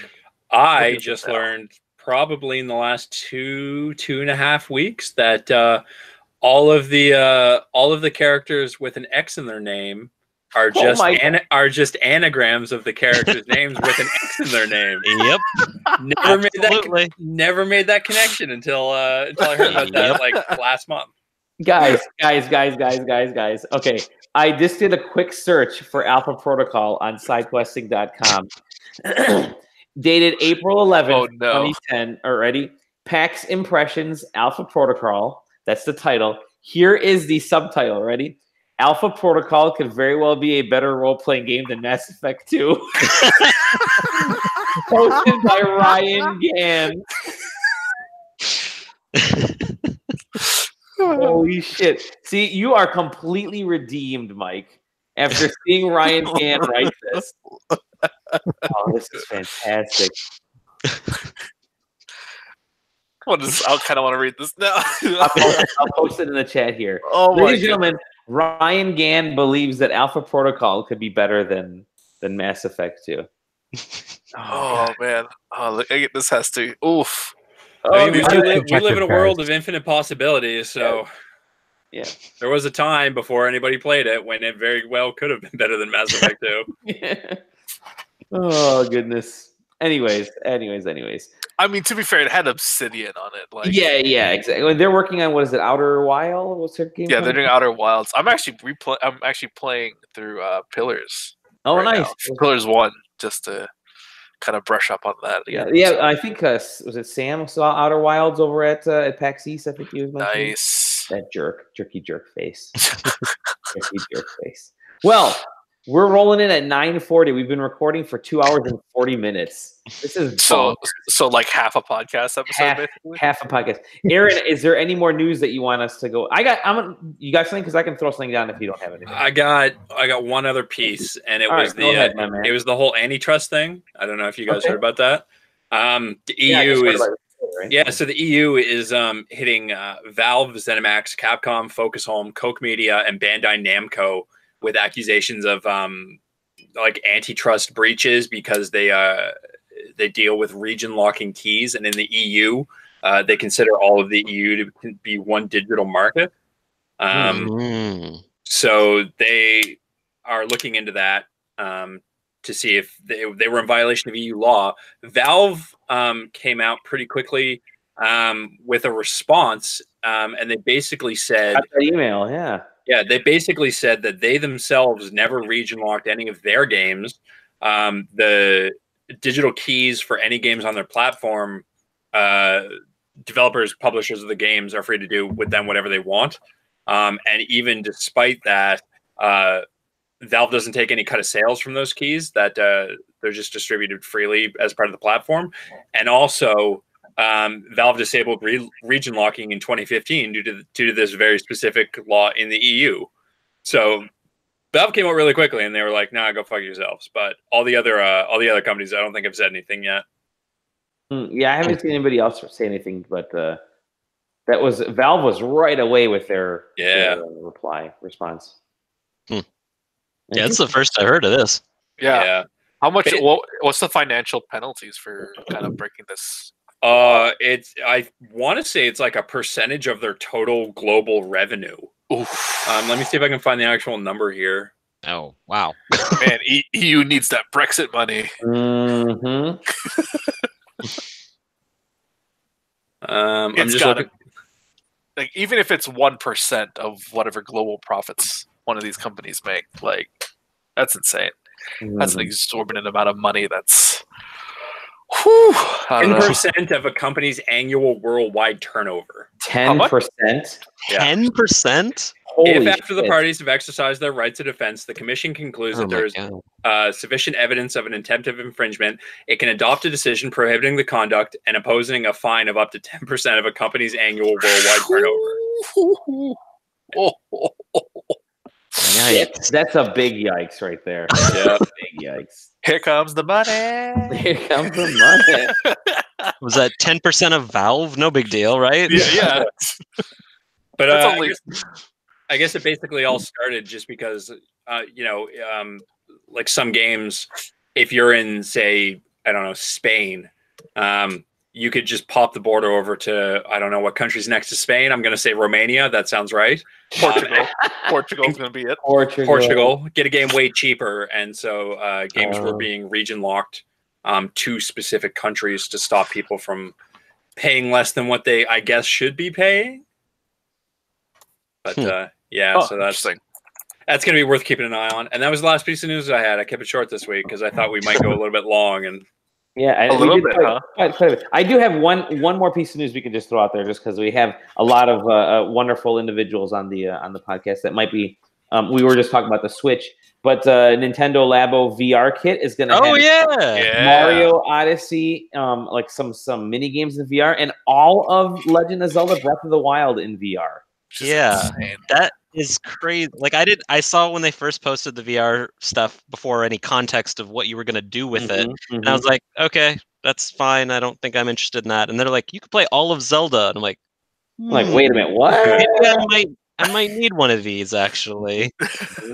My big question, though, and I think I've seen a lot of people ask the same question, is, do you have to hold this up to your face the whole time? That is worth asking, though. The picture showed like them holding with their left hand and doing stuff with their right hand. That sounds tiring. Yeah, it does sound tiring. Yep. I always got to have one hand free. You know what I mean? Yeah, baby. On that note, for eating. Always Gotta do something when you see those Gorons, right? Yeah, exactly. Oh god. Did you guys see the leaked Super Goron thing that was supposedly in Twilight Princess? No. There was they posted in the It's awful. In the Discord. It's all these Gorons form one giant Goron monster. They all roll up into balls and become one giant Goron. And apparently that was meant to be in Twilight Princess, but they cut it out. So I think thank God, because there's that sounds like nightmare fuel. Sounds like nightmare fuel. Okay. I'm gonna end the shop here. Nope, can't do it yet. No, can't. Why not? I forgot one thing. I did have one more thing. Go ahead. Borderlands 3, September 19th, 2019. Oh, yeah. Exclusive to the Epic Game Store for 6 months. There we go. Another one exclusive to the Epic Store. Hang on, let me find my Epic Game Store launcher, which should be to like 3 places to the right of my Steam launcher. So that's to the left of my GOG launcher, which is like next to the Origin launcher. Like, God, do you have the Apple launcher yet? Because that one's coming as well. And then you're gonna have the Google Stadia launcher, and then the Xbox Game Pass launcher, and then... You know what we need is a launcher. Yeah, the launcher for all launchers. You know what? Instead of all these simulator games, you're gonna have launcher games. I mean, we're joking, but isn't that sort of what Discord's angling to be? Like, don't they want to have the framework in there that you can just launch a game from Discord and it will open the appropriate thing? Yeah, they're trying. Easier said than done, though. Unfortunately. Yeah. Yep. All right. What? Let's end this. Let's put a fork in it. Let's be done. Chad. It's. I'm gonna go eat some caramel. Some gyros. Some gyros. No, I'm gonna eat some cinnamon roll cheesecake, which we have. Cinnamon rolls. Yeah. Oh god, it's like 1,000 calories a slice. It's so good. A birthday cinnamon roll cheesecake.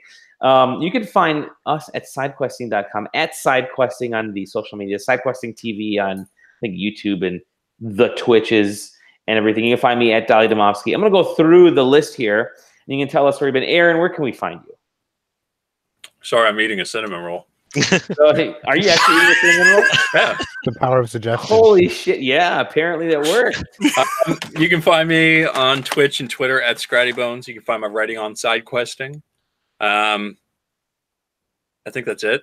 I have a YouTube channel. I only use it for footage for reviews on SideQuesting. So if you read my stuff, you've already seen my YouTube channel. Congrats. There you go. And you said you're going to have a Tropico review potentially up this weekend. Yep. I won't have it finished tomorrow night because tomorrow night's D&D night, but I'm building it in my head right now. So I'm saying Sunday. Sunday seems like when it'll be up. Very cool. Jeff, where can we find you? I am at Jeffrey Apt on Twitter, and that's it. Nice. I like it. Just short and sweet. That's where you can find me. I'm not giving you my home address again because the last time I did that, a bunch of naked dudes hanging outside the house. Jesse, where can we find you? Give yourself a plug. So blacktablegames.com for the card game website, and then Black Table Games on Twitter and Facebook. But if you want to follow me linking to people porting Axelay from SNES to the NES, that was awesome. Then I'll just another random weird esoteric stuff like that. Then you can do at Mainfinger. That's my personal one. Beautiful. And check out his music too. I still have the Mainfinger CD over here that you. Oh, right on. Blast from the past. Yeah. Mr. Mike Wayner, where can we find you? Not at his desk. He's pooping. Oh, God, yeah. Check your friends list. Check your friends list and see if he's playing Binding of Isaac. Yeah. The Switch has left the quarantine zone. Well, Rexley, where can we find you? Hopefully, Mike will hop back on when by his what do you call it? The medium and or like the soft and I don't know what he calls the other. Well, you can find me on Twitter at HEIRDEUX. I don't want to say it because people usually mess that up.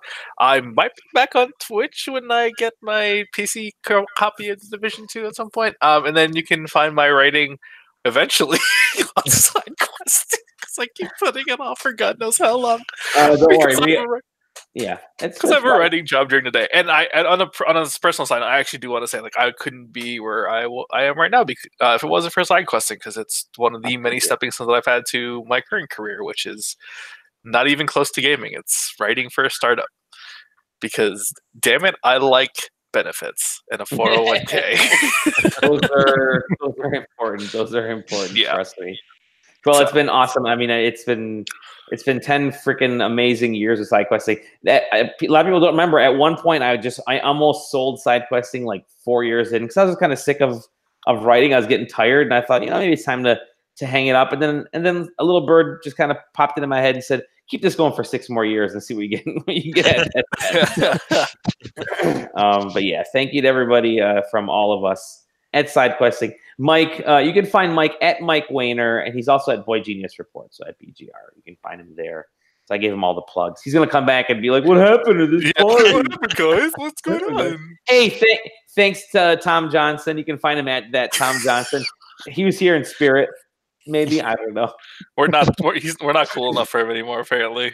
Yeah, exactly. I mean, thank you to you know what? I might just go right down the list of all the entire staff, all the writers that have been on this site. Hold on, I'm gonna pull up all the all the users, and I'm gonna run through this. All right, Nathan Andrews, Alex Rubens, Andrew Tennyson, Anthony Nash, Robin Miller, Andrew Minot, Caleb Glennon, Ben Pack, Bob Ball, Cameron Anderson, Aaron Kirchhoff, Ben Wayan, Tony Domofsky, my brother, Aaron Mazza, Mike Wayner, Dylan Martin, Dave Voiles, Brett Makadonsky, Eric Smith, Graham Nash, Wout, Rexley, Jay Zadina, James Gillard, JJ Holder, that's the double J, John Eustace, John Keogh, John Perry, Dan Dimitri, Katie Goodman, myself, Doug. I'm going through the alphabetical.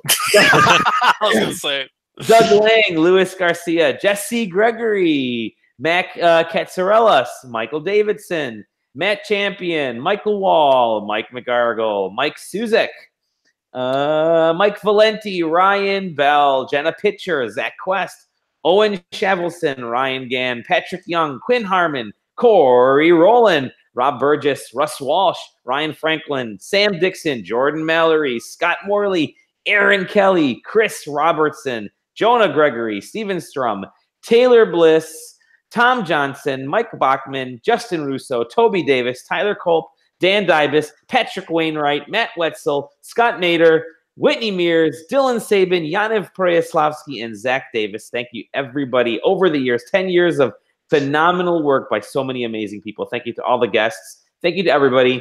It's been fantastic. We're going to keep going as long as we can. We love you guys. Peace. Keep doing whatever you're doing. There's no like tagline that says keep side questing or anything like this. Like, see you next time. Happy birthday! Happy birthday! I'm still trapped here. Save me.